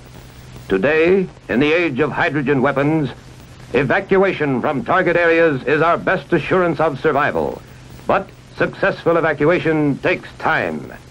If there is insufficient warning of attack, no time for organized evacuation according to plan, then you and your family must protect yourselves. Wherever you are, take cover. Whether in a private home, in an apartment, or your place of business, or in a motor vehicle, take cover. Motorists should park cars to the side of the highway. A clear lane must be kept open for emergency vehicles, fire apparatus, ambulances, engineering equipment. Now, let's look at your home. Protect it at all times. Don't permit fire hazards to collect. Unused paper and boxes, oily rags and waste, useless broken household goods. Such inflammable debris is a fire threat at any time. Think of your home as divided into connected spaces. Attic, bedrooms, living room, and so on. Spaces in which your loved ones live. If you have an attic, this may be where your children play, snug and secure, but helpless, completely dependent upon you for their safety. The bedroom where an ill or handicapped member of your family may be. The living room where the aged or infirm, helpless as children, may look to you for aid.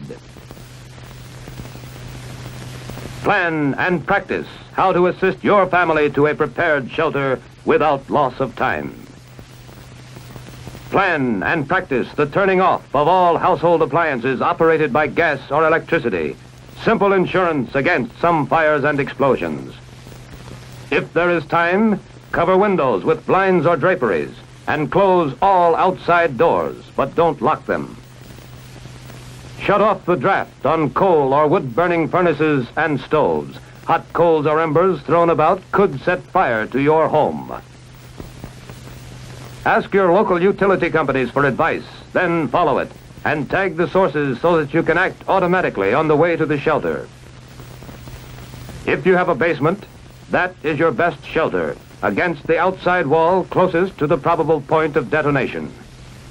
Any high explosive force collapses a structure at its weakest point and may form a natural safe area. It is just common sense to use this area to build a lean-to shelter. This type is inexpensive and easy to build. The basement box-type shelter is stronger, larger, and more comfortable. Outdoors, you can build an earth-covered shelter which affords the best protection against blast, fire, radiation, and radioactive fallout. Detailed plans for these and other types are clearly described in the FCDA manual, Home Shelters for Family Protection. Your next step is to equip the shelter. Stock it with everyday materials with which you can face an emergency calmly. A battery radio, power may fail. Flashlights and spare batteries. First aid kit. A 3-day supply of canned and packaged food. bottled water and other liquids, a garden hose and indoor faucet adapter, or buckets of water and a stirrup pump, water purification tablets, blankets for your family. If you have this emergency shelf, enemy attack will not catch you unprepared.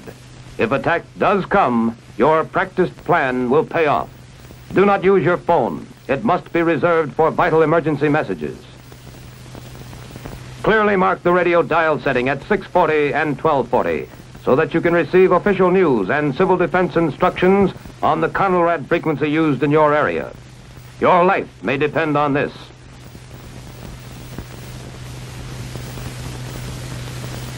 Train to give prompt first aid to the injured in your family, training that can serve you in any time of emergency.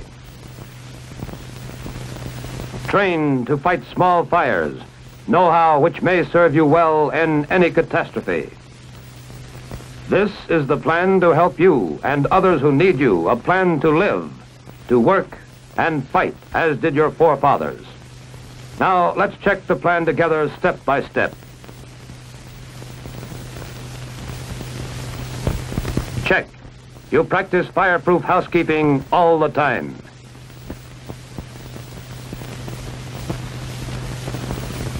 Check. You have some type of firefighting equipment to fight small fires, and you know how to use it.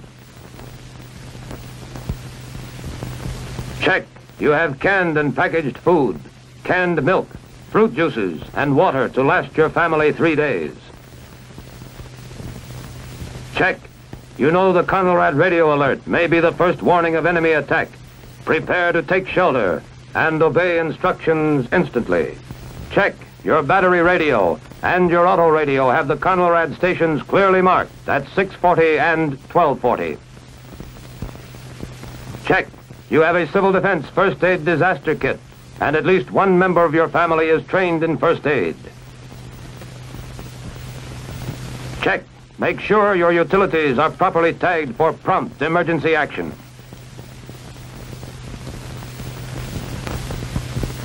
Check. Be ready to turn off all gas and electric appliances quickly, where advised by local utilities. Check. Cover windows and close outside doors as you take shelter.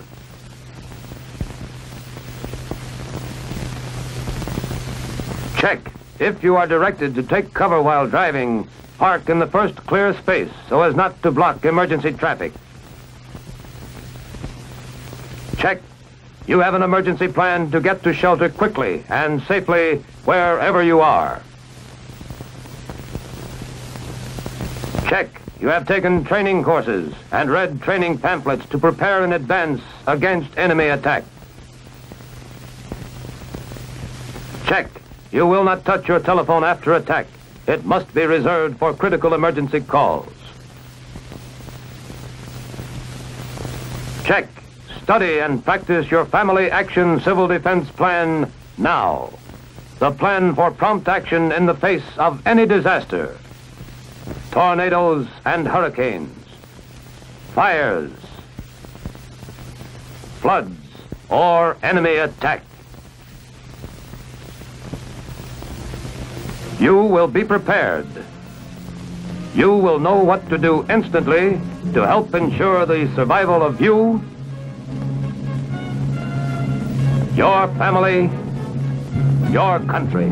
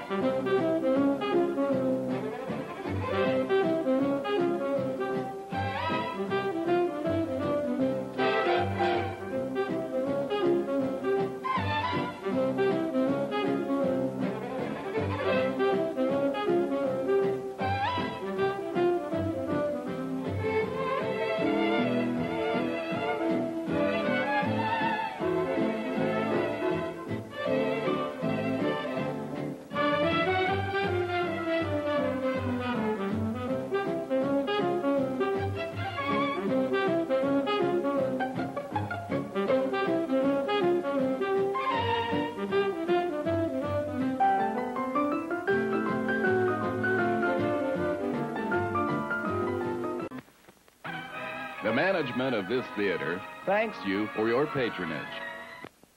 And now, on with the show.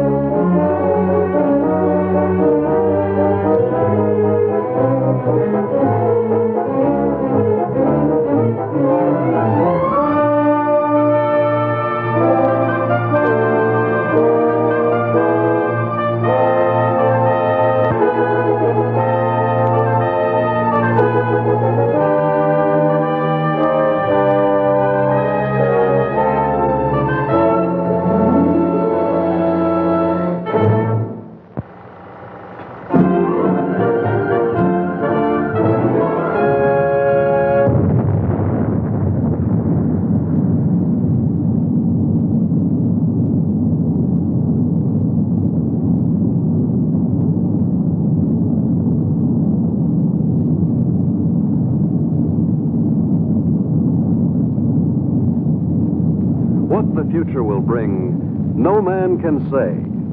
But one fact is certain. Mankind stands at the crucial crossroads of history, the threshold of a new era, the atomic age. For the people of the West, skilled in the uses of science and technology, the atomic age is profoundly significant.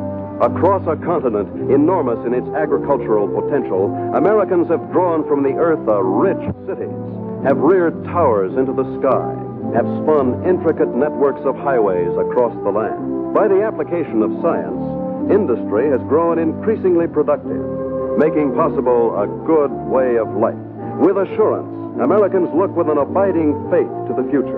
For many, citizen and scientist alike, atomic energy means the promise of a more abundant life. But for many another, the atom is a threat, an evil promise, the paralyzing panic of our time. Thus, to answer the perplexing question of the atom and its implications, the people have turned their attention to the forum of public affairs, have sought to search out realities, to find the facts, or to listen to men of science, like Dr. Jeremiah Morley, famed geologist, the embattled founder of the now defunct Society to Save Civilization. It was Morley who told a Los Angeles audience that a series of atomic explosions, either accidental or deliberate, could set off a chain reaction to annihilate every man, woman, and child on the face of the earth. It could cause the death of every living thing. In a gloomy report, Morley took a dim view of history, recalled the tragically repetitious story, the decline and fall of all past civilizations. Said Morley, modern civilization could, by the phenomenon of atomic fission, be brought to dust and ashes. For example, if an A-bomb were detonated at the Empire State Building, the area of total destruction would cover an area of 2 miles. Now, since the A-bomb is already obsolete, consider the area of total destruction of an H-bomb. And science has promised us bombs 1,000 times more powerful, poisoning with radioactivity all the air and water of this earth. This could mean not only the end of our own civilization, but the very possibility of any future civilization. What are we going to do about it? I'll tell you what I am going to do about it. I have a plan to preserve human life on this planet. I hope you will join with me in carrying it out.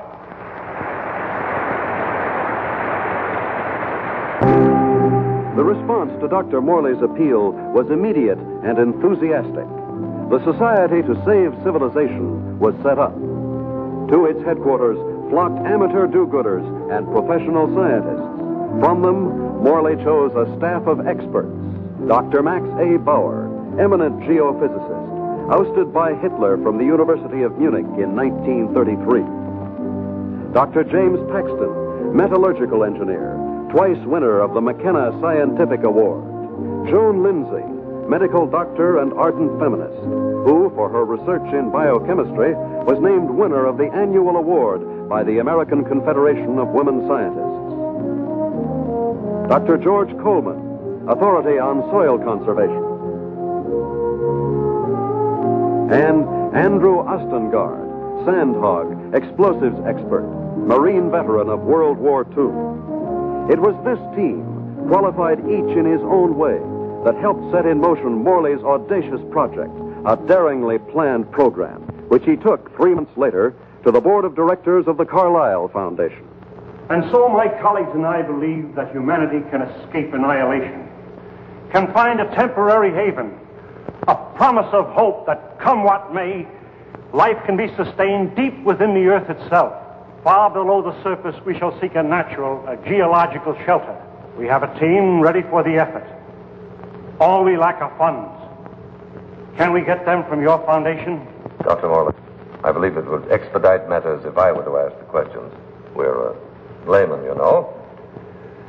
First of all, isn't the inside of the earth solid? The interior of the earth is made up of vast caverns and air pockets, joined by natural avenues leading from the surface. Natural avenues? Funnels and fissures. Such a fissure lies within the world's largest extinct volcano at Mount Nelly. That is where we intend to start our journey.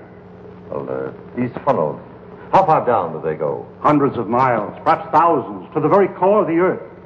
But isn't the inside of the earth, the very core, a molten, fiery mass? To the contrary. The latest body of theory holds that the inside of a sphere, such as the Earth, is cooler than the temperature at its surface. And how would you traverse these thousands of miles?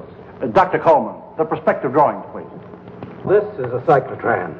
A what? It's an amphibious conveyance based on the principles of an ovoidal bathysphere. A what? Like a submarine, with the mobility of a tractor. Its head contains a burrowing device, and its walls can withstand extremes of temperature and pressure. But even with the cyclotram or the bathysphere or the whatnot, how do you know you'll be successful in finding this underground haven? We don't know, but we must try. There is no other alternative, no other course, no other hope of keeping the spark of life alive. And the cost?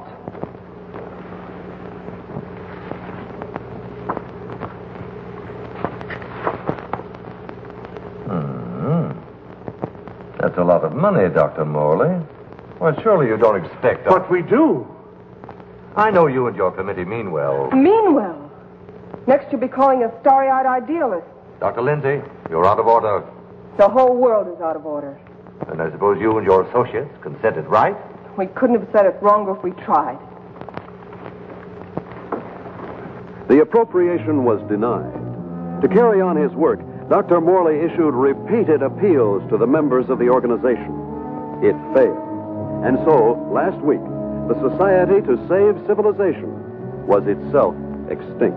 And one of its leaders, of Professor Jeremiah Morley and his enthusiastic colleagues. Where were they headed after a year of devotion to a lost but spectacular cause? To newsreel reporters, Dr. Morley had only this to say. We have no plans. We have no hope.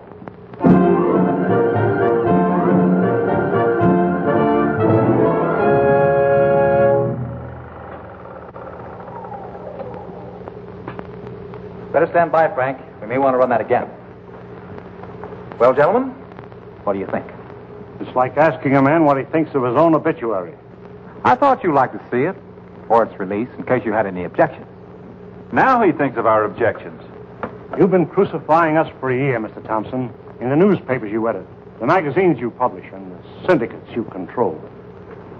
And now this newsreel. Just a minute, gentlemen.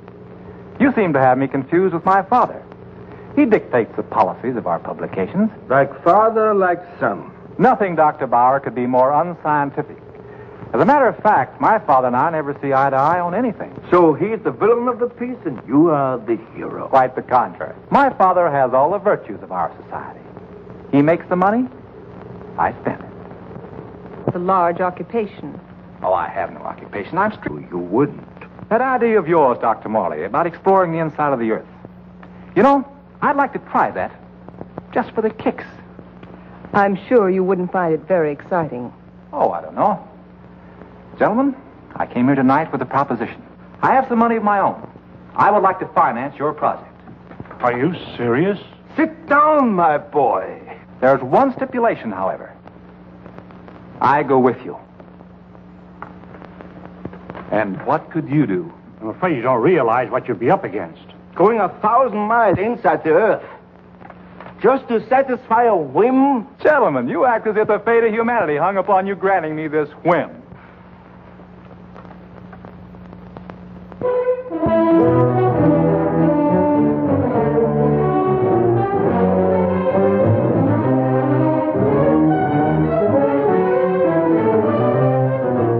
Plans for the expedition are being completed ahead of schedule. And Morley is pleased with our progress. The cyclotram nears completion. Adequate nutrition in concentrated form has been perfected. And for an auxiliary water supply, the Sloan H2O condenser will be used. By the study of our laboratory animals in a new environment, we expect to gather important scientific data. At last, the cyclotram is ready to be loaded aboard the SS Aurora.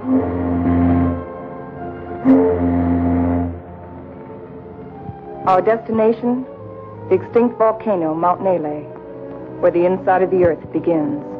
This was our base, a lonely, desolate beach at the foot of the extinct volcano.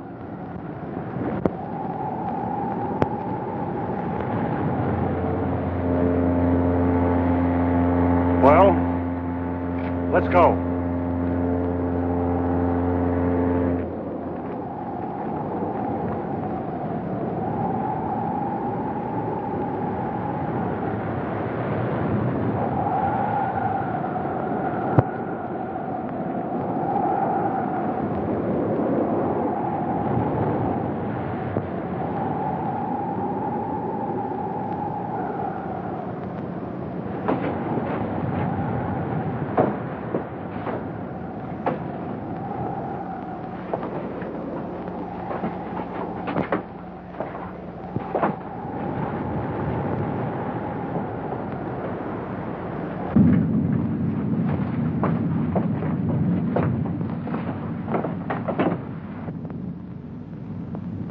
What a place to spend our last night on Earth.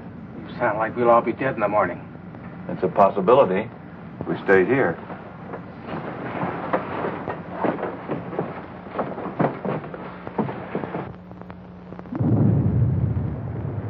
Andy, take the controls. Follow the ridge line. Keep out of the ravines.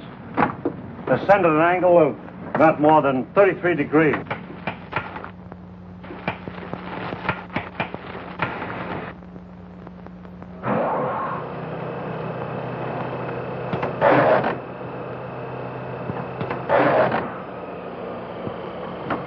Something's wrong.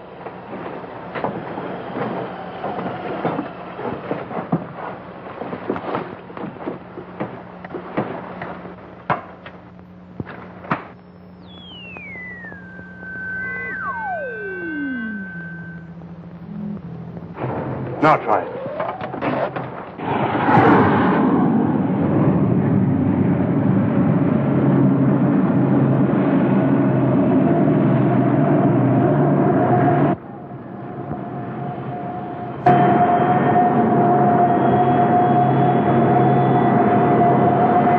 Sustain 2,000 RPM. And follow our chart plan, R4. Check.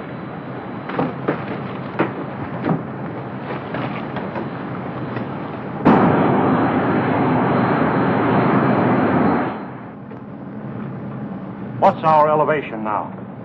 Approaching 6,300 feet. Angle of ascent, 19 degrees. Speed constant, 2,100 RPM.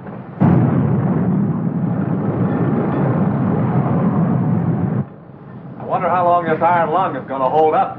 You can still beg out. You can't get rid of me so easily. Give me me a reading on the forward rotational unit. We're up to 9,000, climbing at 24 mph. Angle 31 degrees. At that rate, we'll make the summit in 4 hours.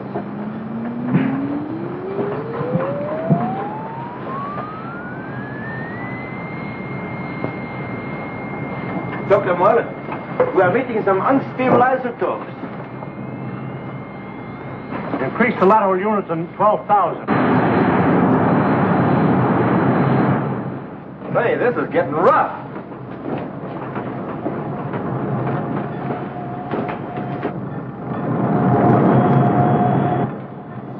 We're approaching position R4. Our computations show an error of less than plus 0.14. Good. We'll reach the summit in 30 minutes.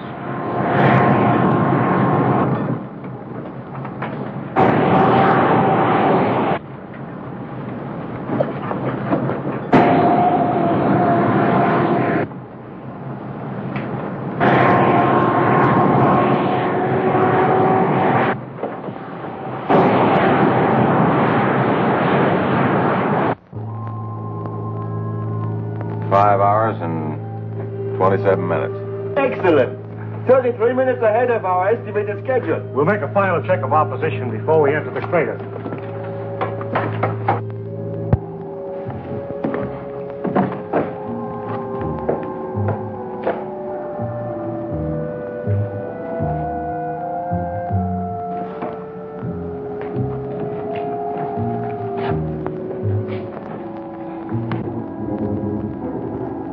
Glad the professor picked this volcano for our expedition.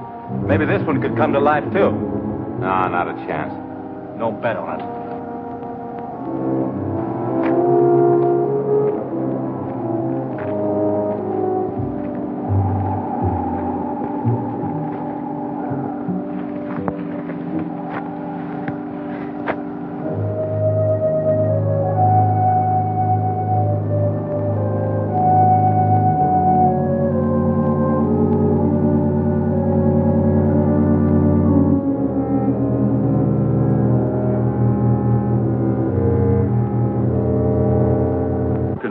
There's no reason for us to wait till dawn. We'll proceed into the crater now.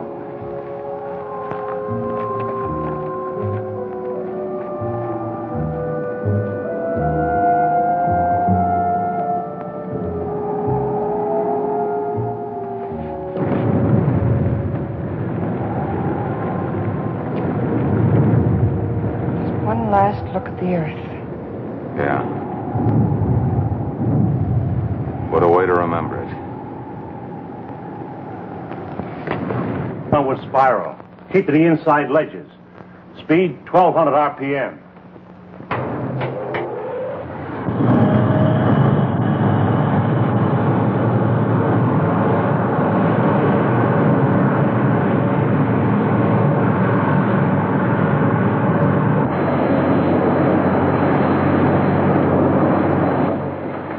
Brother, it's really black out there.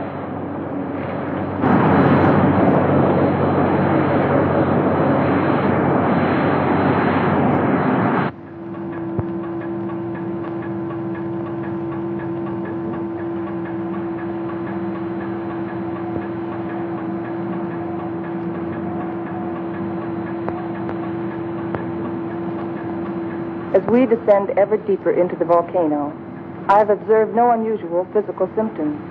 Paxton seems withdrawn, irritable, but with such an annoyance as Wright Thompson present, the condition may not be considered abnormal. The descending ledges are getting awfully narrow. We must be at position R18. Yes, we are. Cut the switcher.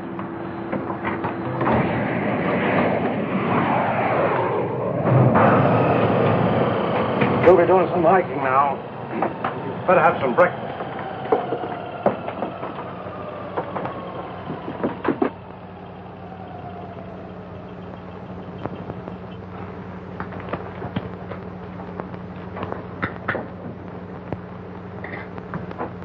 Rise and shine. Morning. How can you tell? Served. Breakfast. Well, I've always said Nothing like starting off a hard day's work than with a good breakfast. Hey, Doc? How would you know? You don't like my kind of guy, do you? Not very much. But I'll make an exception of you. You, I don't like a lot. Coleman, take the controls. We'll scout the way on foot for you. Follow on down along the widest leg.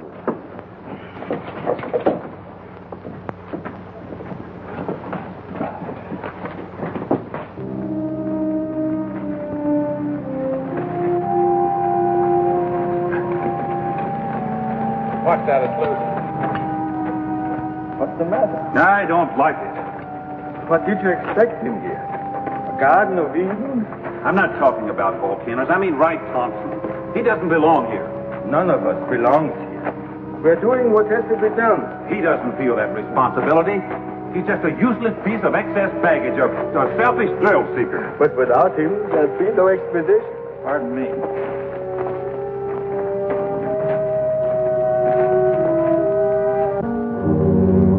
Kind of deep down there, isn't it?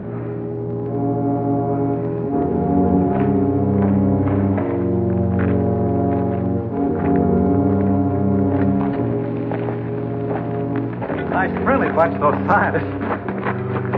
Oh, what's your trouble? Oh, nothing, but don't they ever talk? Not unless they got something to say. That's the way it is with smart people. Maybe they're not so smart. Maybe they don't know what they're doing down here. Listen, Buster. Each one of them has taught us more colleges than you've flunked out of. So what are you doing down here among all those brains? I managed to make myself useful. It might be well if you did the same thing. Doing what? This.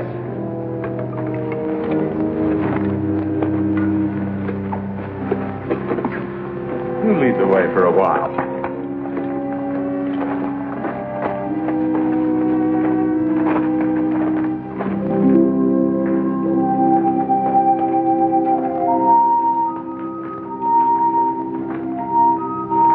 We've hit bottom. Rock bottom. Hello, Coleman. Coleman, come in. Go ahead. We've reached the end of the channel. Establish our position. Our depth below mean sea level, 2.6 miles.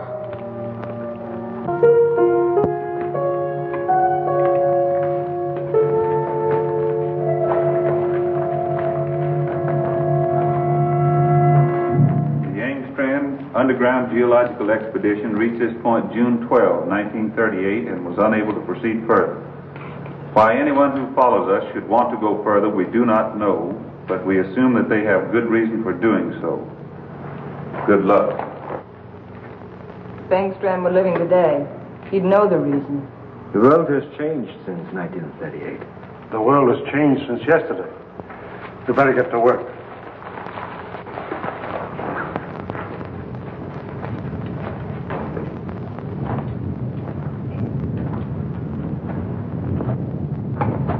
Look! That's pressure from the other volcano. We'll have to work this side.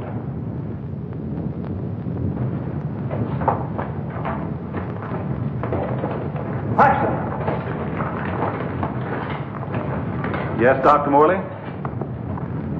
Start making density readings on that wall over there. Yes, sir.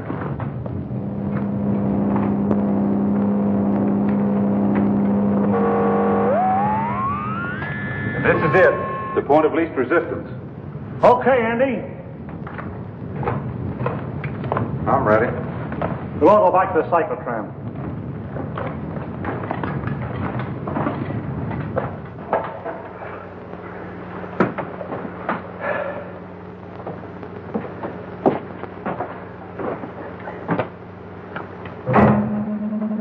Fuses 1 and 2 set.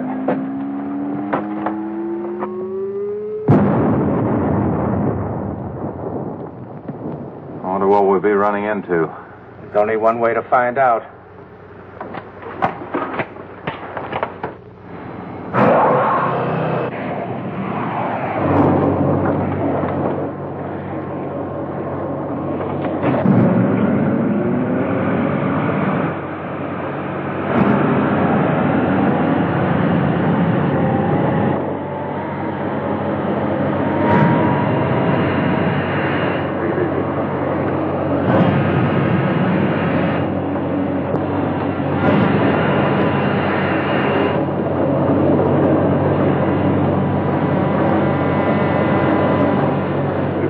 through.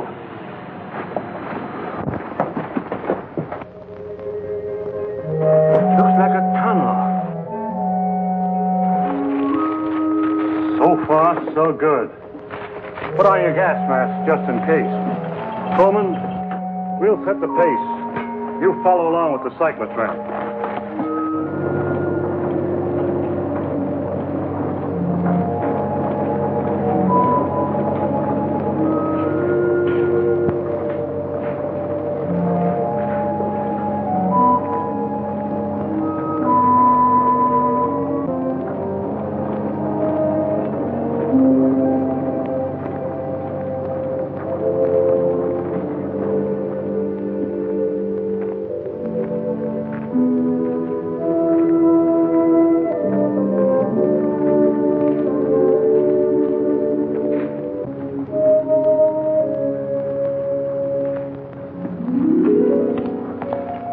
The air is fresh and clear.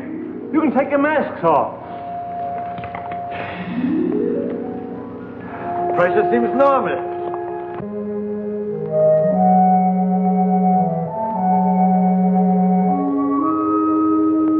I wonder where it leads. That's exactly what we're going to find out. Lead the way, Andy.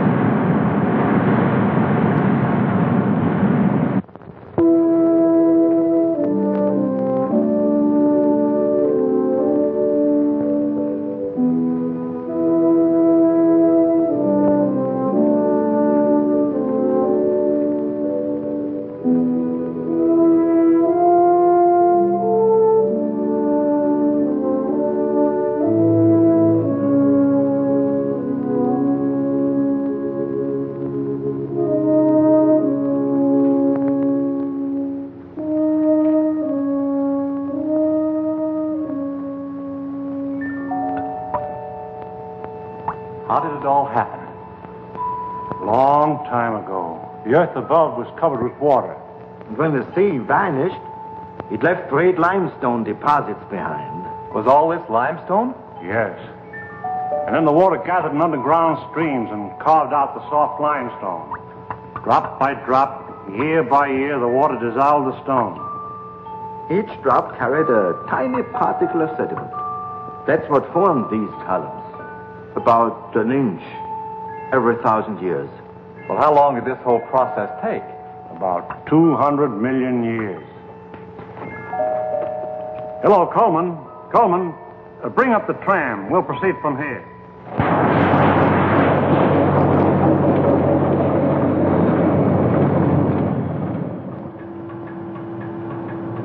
We're down 100 miles. You better pull up.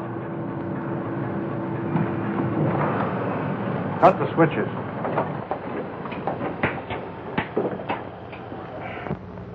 It's funny. When we first got here, I felt a sort of exaltation. Now I feel depressed. I don't know why. The oxygen content is adequate. I know. But I too feel suffocated. Maybe it's the unreality of this place.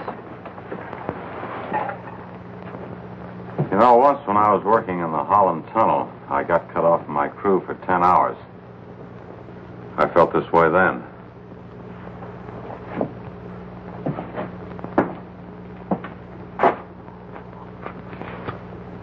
I think I know what it is. It's loneliness. It's a feeling of a person away from people. I felt it on the top of a mountain in Tibet, in the jungles, and on the Arabian desert. It's like the last cord tying you with humanity has been cut. It's more than that.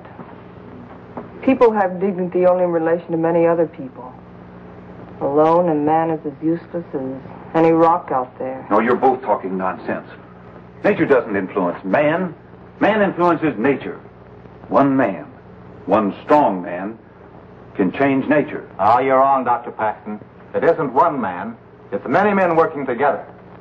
Right, teacher? Men together are no more than sheep.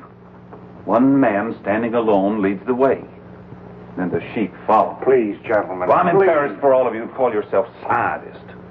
Swayed by a self-indulgent young fool. I'm going ahead. I hope that by the time you catch up with me, the atmosphere will have cleared the cobwebs from your brains.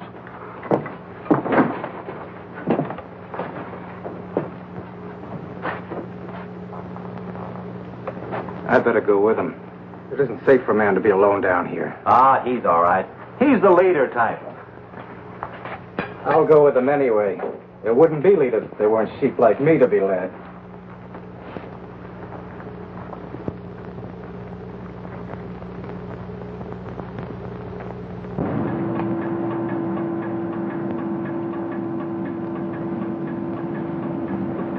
I still don't see any sign of Paxton and Coleman.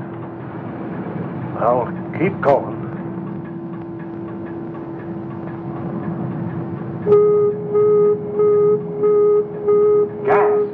Gas! Paxton and Coleman. They forgot their gas mask.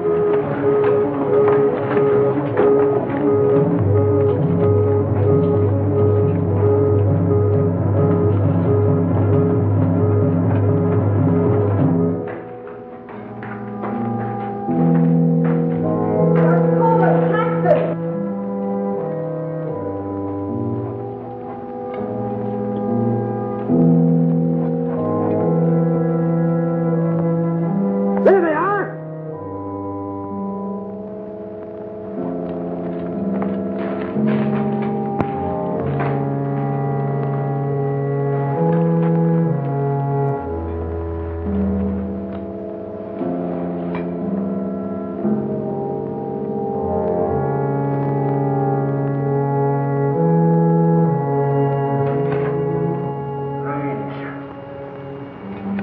Digging a grave 110 miles under the earth.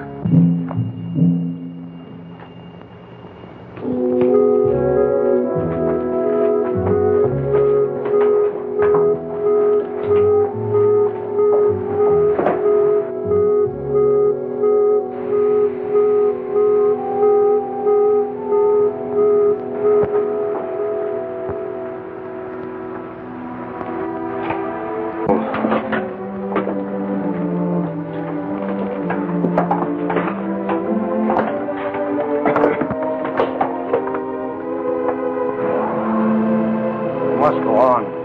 It's too late to turn back now.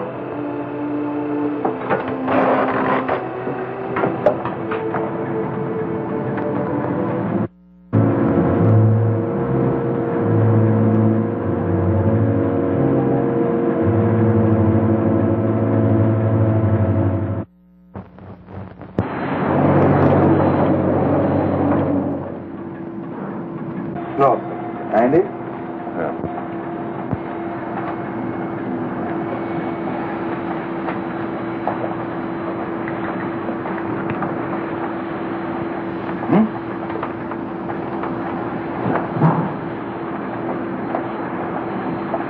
All right, now I'd give $1,000 for a good hamburger.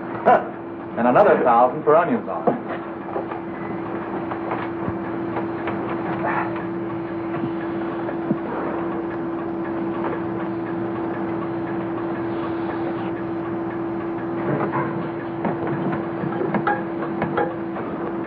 Dr. Morley, our water supply is...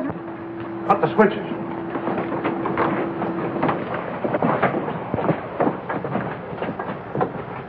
Polluted by the gas fumes. Yeah, somebody left it open. Back there just before Paxton and Coleman took off. I guess I forgot to close it. Oh, Andy! It was an accident. An accident? We may never find water again. Now I suppose you'd give $1,000 for a glass of that. Andy, there's a job to be done. We've got to find water fast, and in this area. Yeah, I know. We got about a chance in 1,000 of finding it.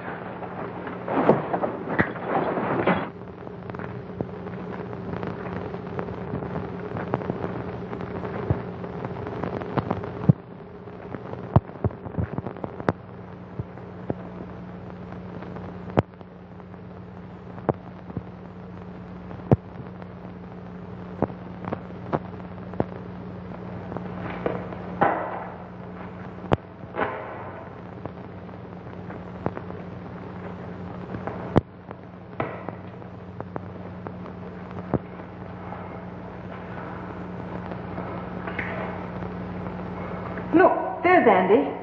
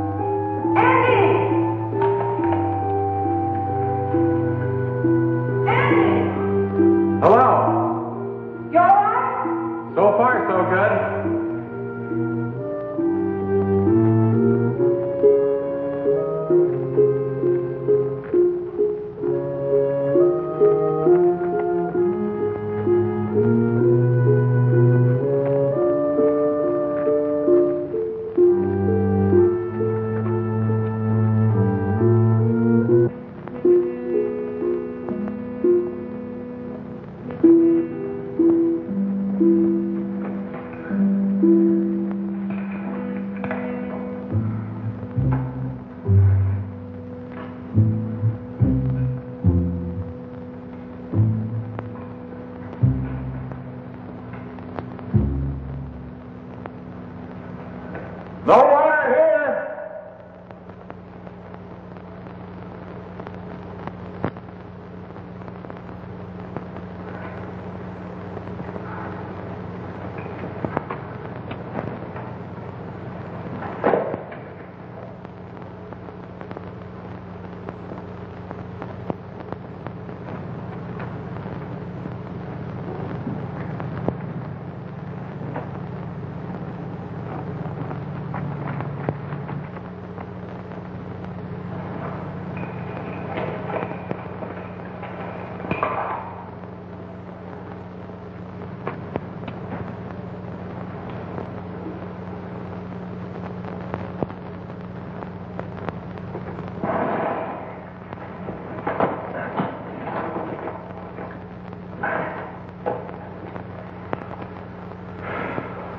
Thing like this is enough to drive a man stark crazy.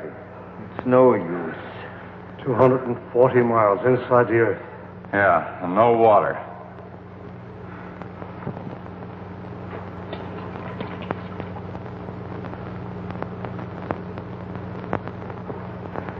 Here. I've been feeding it to the animals.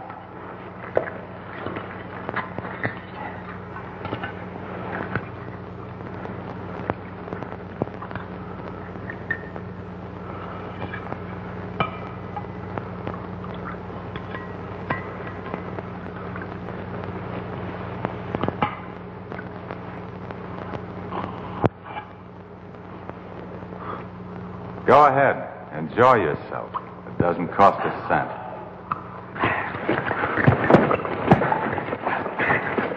Stop it!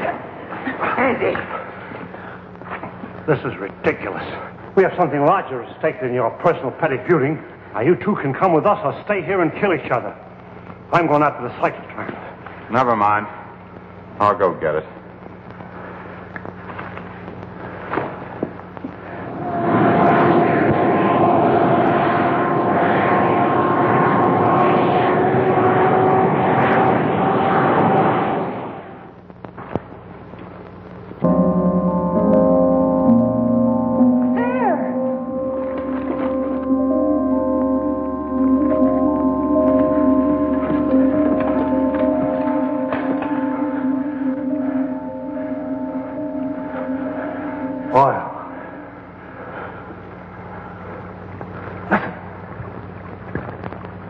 Sounds like running water.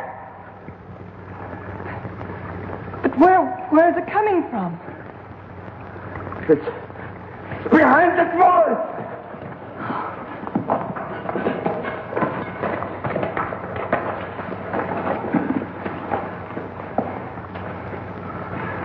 It is running water. Well, why don't we go through the wall of the cyclotron? No. There's this brother. There's still such a thing as too much water. It could be an underground sea. Andy, bring a couple of heavy hammers.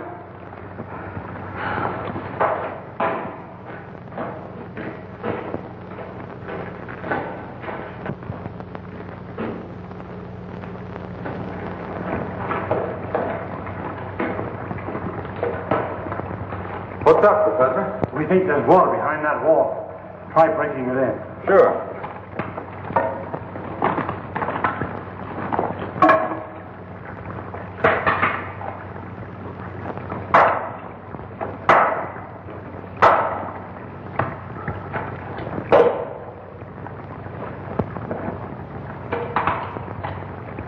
I brought 2 hammers, you know.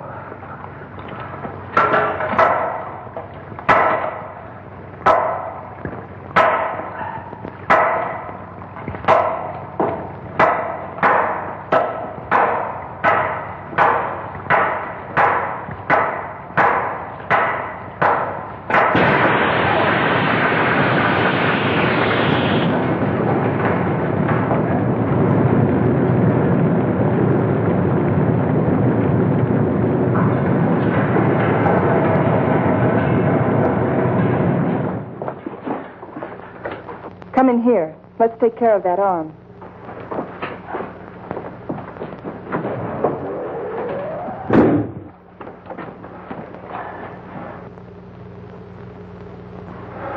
The outside temperature's rising fast. It's up 280 degrees now. It looks as if it could go on forever.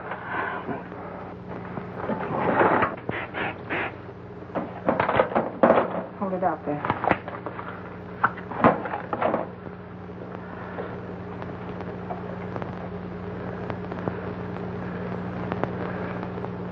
Outside temperature.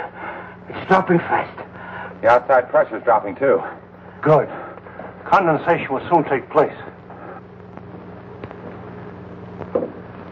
There. You're a pretty good doctor at that. You're a pretty good patient at that. Thanks. Here, put this on.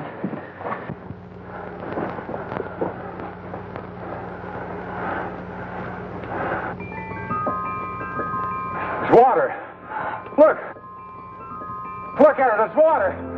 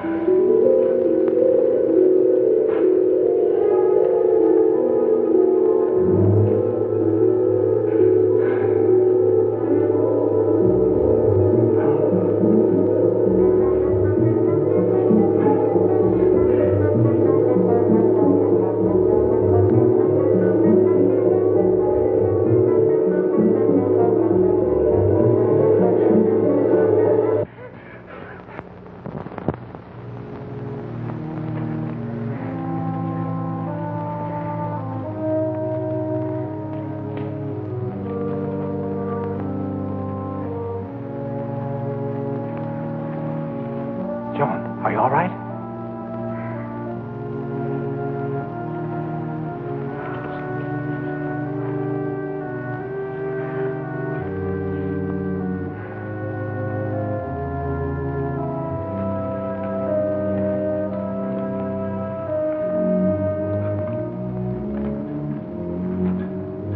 Well, what shall we do now? All right, I'll say it. I'll say what's on all of our minds. Don't try to read our minds, Thompson. Just speak for yourself. Then I say, let's go back. And I say go on. But look at Joan. We've gotten nowhere. Deeper and deeper into nowhere. We've failed. Would our failure be any less if we turned back now? Our chances of living would be greater. If we go on, we're dead. As dead as Paxton and Coleman. That's a chance we have to take. The stakes are high, higher than our lives. They involve the life and death of all mankind. That's a great speech. But I won't buy it. All right. Let's put it to a vote. Thompson? Go back. Andy? Go on. Bauer?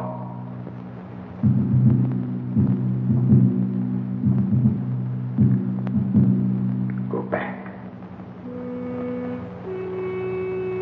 Go on. Seems to be a deadlock.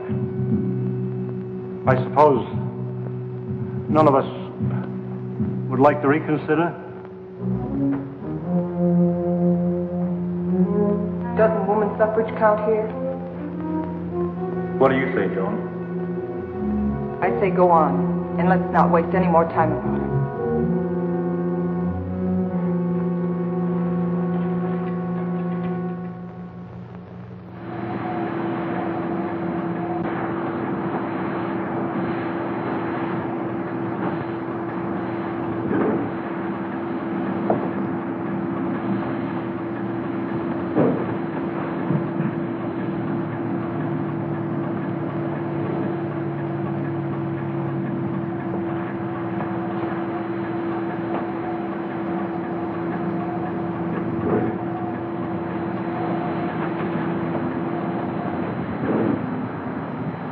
How are those burns coming along? Good as new.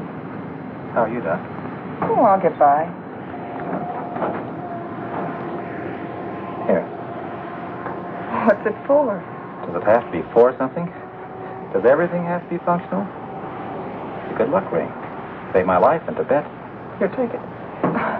Why give it to me? Haven't you ever been romanced before? Not 900 miles below sea level. Then it's about time.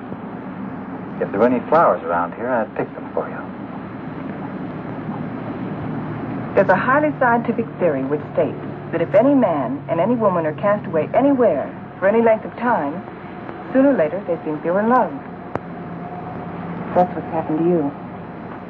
If that theory has any value, it should apply to you. Does it? No. Well, I guess I need a little more time. We'll talk about it later.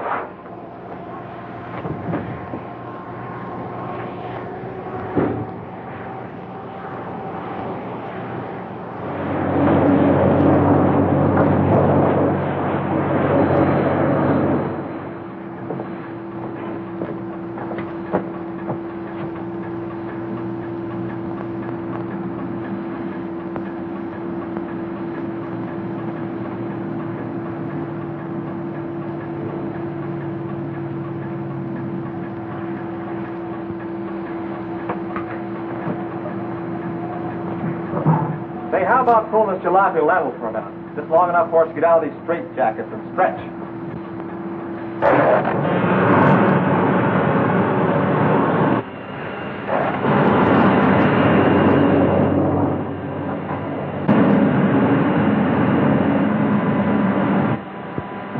How much longer is it going to be like this? Oh, right. What difference does it make? Plenty. If it's going to be like this the rest of the way, why go on? Why waste time? That shouldn't make any difference to you. You've never done anything but waste time. Listen, you meathead.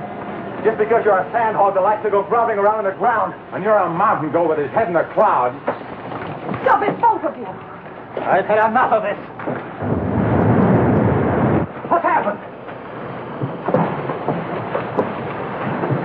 I don't know. It's not water.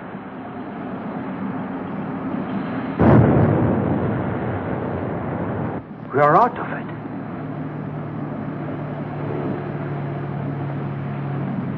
This might be what we're looking for. Let's make a landing and explore the area.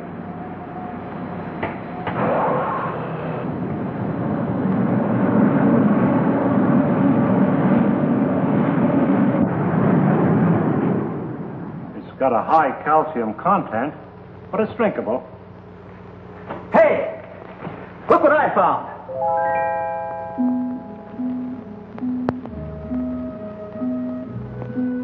They're cave pearls. Cave pearls? How much they worth? Calcium carbonate. Calcium carbonate. Well, how about this? Sulfate of lime. Plaster of Paris. Professor, you take the romance out of everything. Here you are, Doc. 2 souvenirs from Haiti, vacation land of the underworld. Thank you. Back home, I'll be the envy of every kid on the block. I'm not so sure, Joe. Take a cave pearl into the sunlight, turns gray and ugly. And the flowers? It'll crumble to dust. Hey, Professor. How about these fish? It's a rare species. They're edible, though. mouths. They have no eyes. I think I'll stick to pills. They lost their eyes 10 million years ago.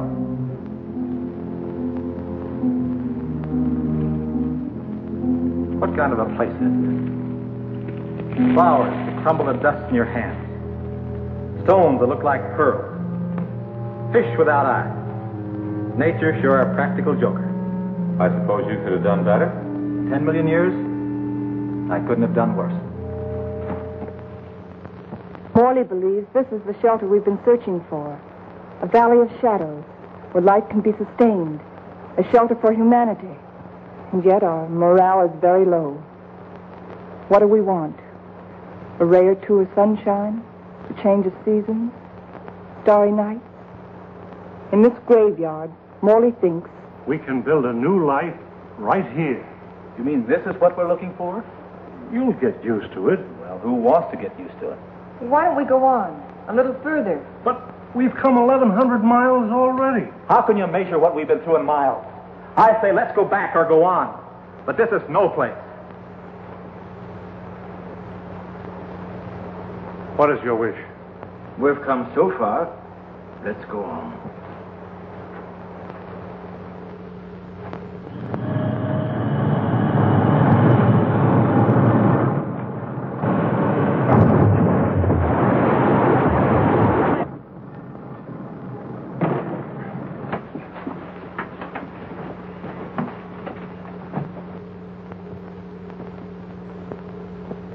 Well?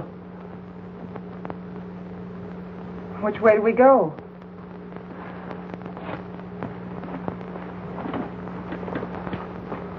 I suppose we'll have to explore both channels. I'll take the right one. Right? You take the other. Why me? I'll tell you why. I'm sick of taking your orders. That's the trouble with you, Thompson. That's all you do is take, you never give. Without me, there wouldn't have been any expedition.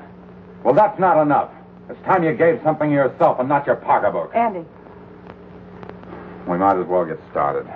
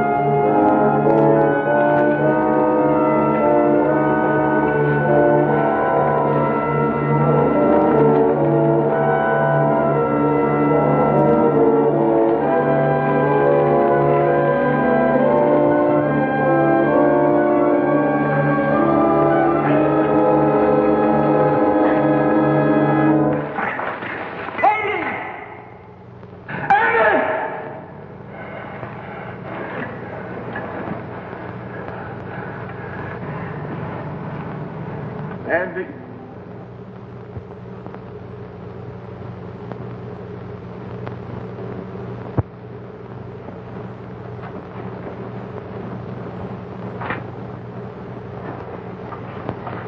You're supposed to be taking it easy. Try to get some rest.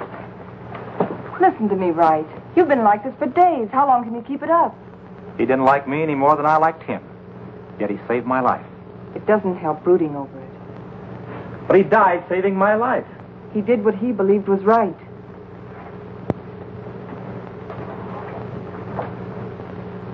My trouble was, I never believed in anything. You can start now.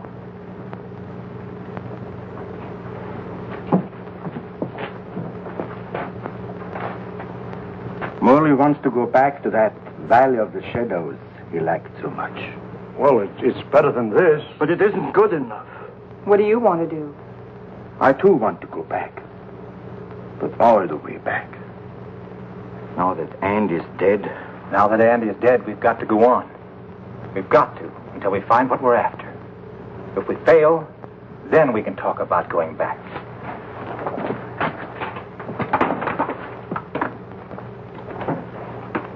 Over there.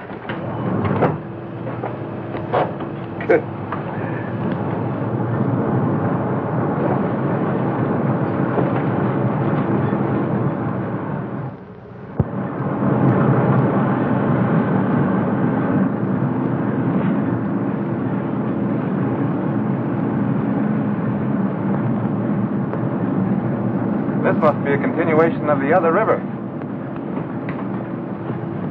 No, I think it's just a seepage from it. Listen. What's that?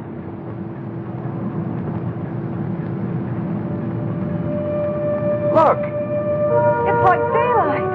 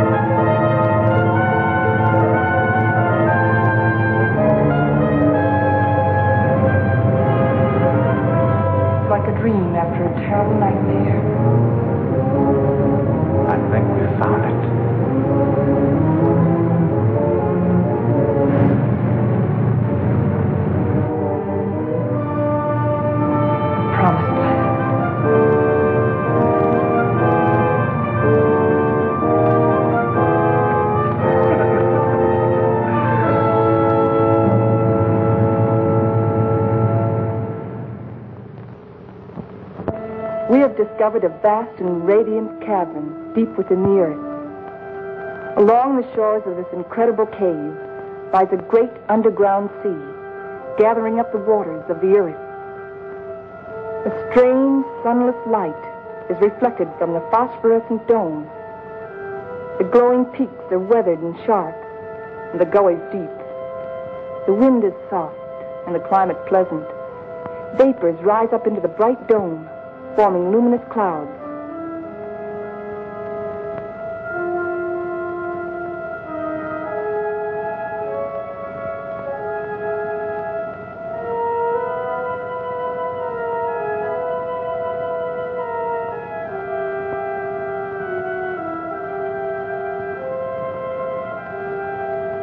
The area is rich in chemical resources.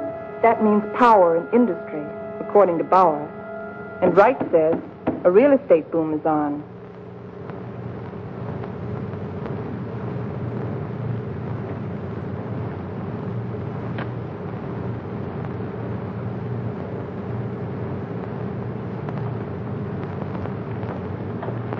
You got a match? Sure.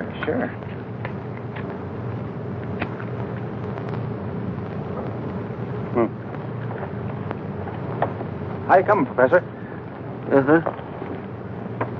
Still feeding those rabbits? They eat like pigs. Small wonder. They're expecting in a couple of weeks. All of the rabbits? No, silly. Just the lady rabbits. Tell me more. Here, make yourself useful. Get some more water. Explorations and surveys of the surrounding area continue. Morley and Thompson have set out toward the southeast to investigate the land and its potentialities.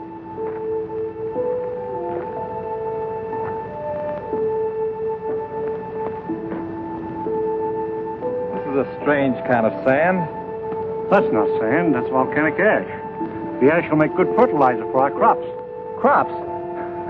Let's face facts, Morley. This is a desert. The very word means deserted by life.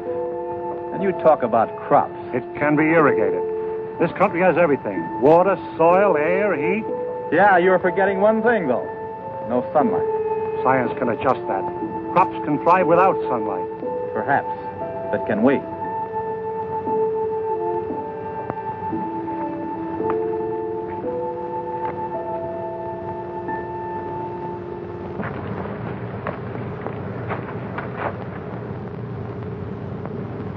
What sort of species is it? It's the fossil remains of a species of lungfish. He breathed by means of both lungs and gills. When he came out of the sea 400 million years ago, he was the ruler of the animal kingdom. With his lungs, he was a pioneer in a new way of life. How did they become extinct? Like some of us on Earth, they seem to hurry the process of extinction. Let's get out of here.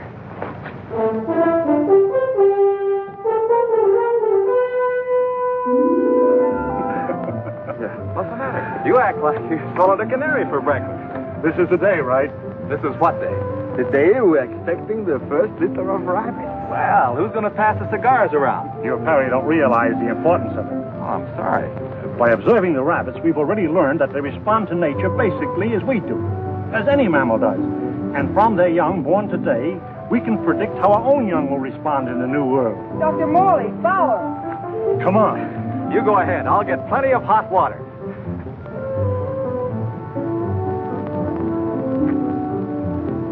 Well, how many boy rabbits and how many girl rabbits, huh?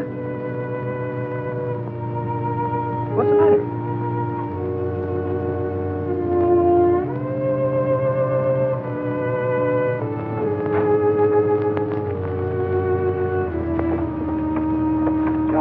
What's the matter? They're dead. They're all born dead.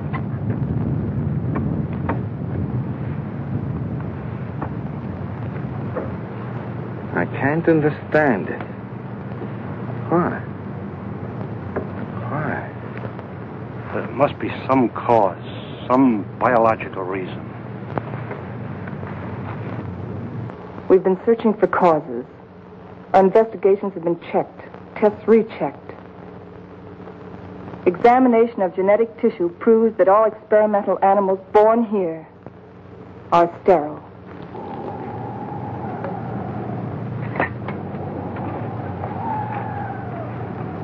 You know what this means? This new world.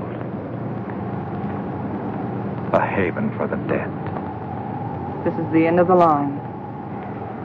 Now we know that the human race cannot reproduce itself in this underworld region. It appears our mission is a failure. Then we can't stay here. At least one generation could. And after that, what? The end of humanity. That I won't accept. Neither can you run away from facts.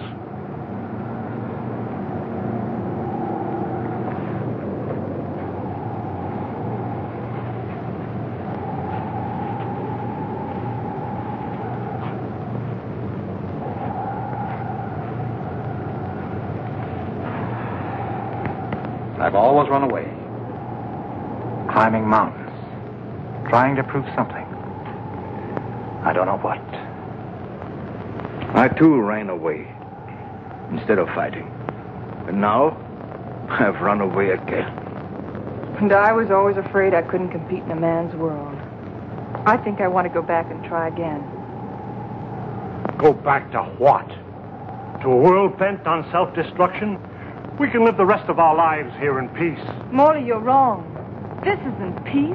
This is a resting place for the living dead.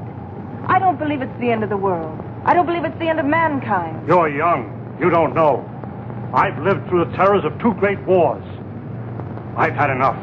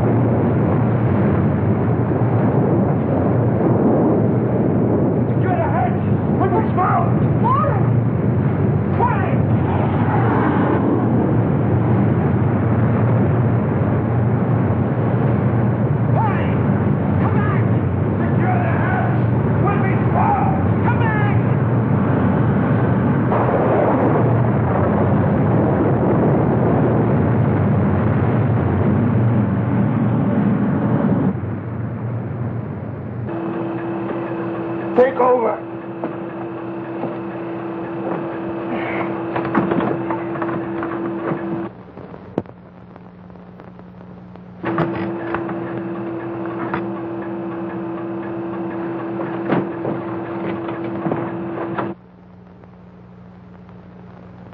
Something's wrong. Something's pulling us down.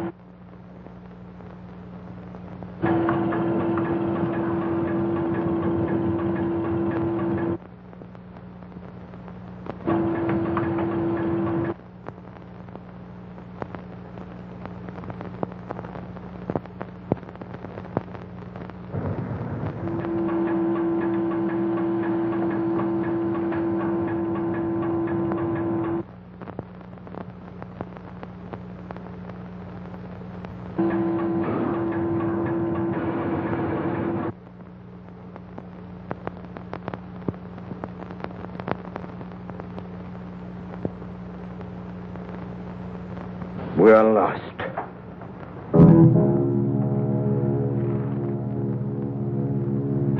We're in a blind alley. Ever since we started, we've been in a blind alley. We can't bury ourselves in the earth and expect to live. Maybe that's the secret. Morley understood. Strange. We didn't know it before. I used to be afraid of death. I was afraid of life.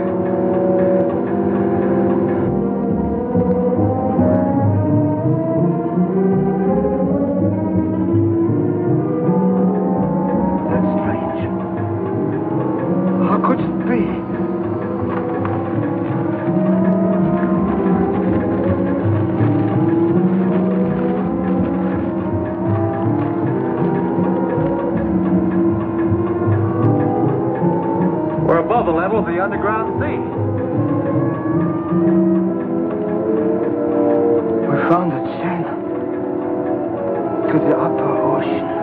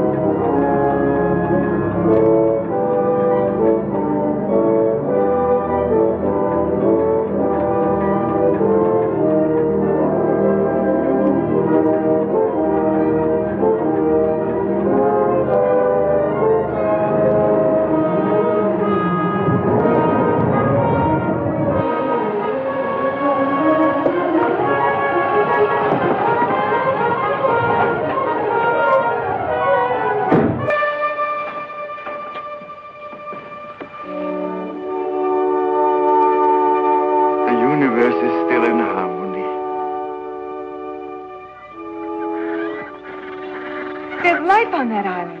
People! I feel like I'll live forever.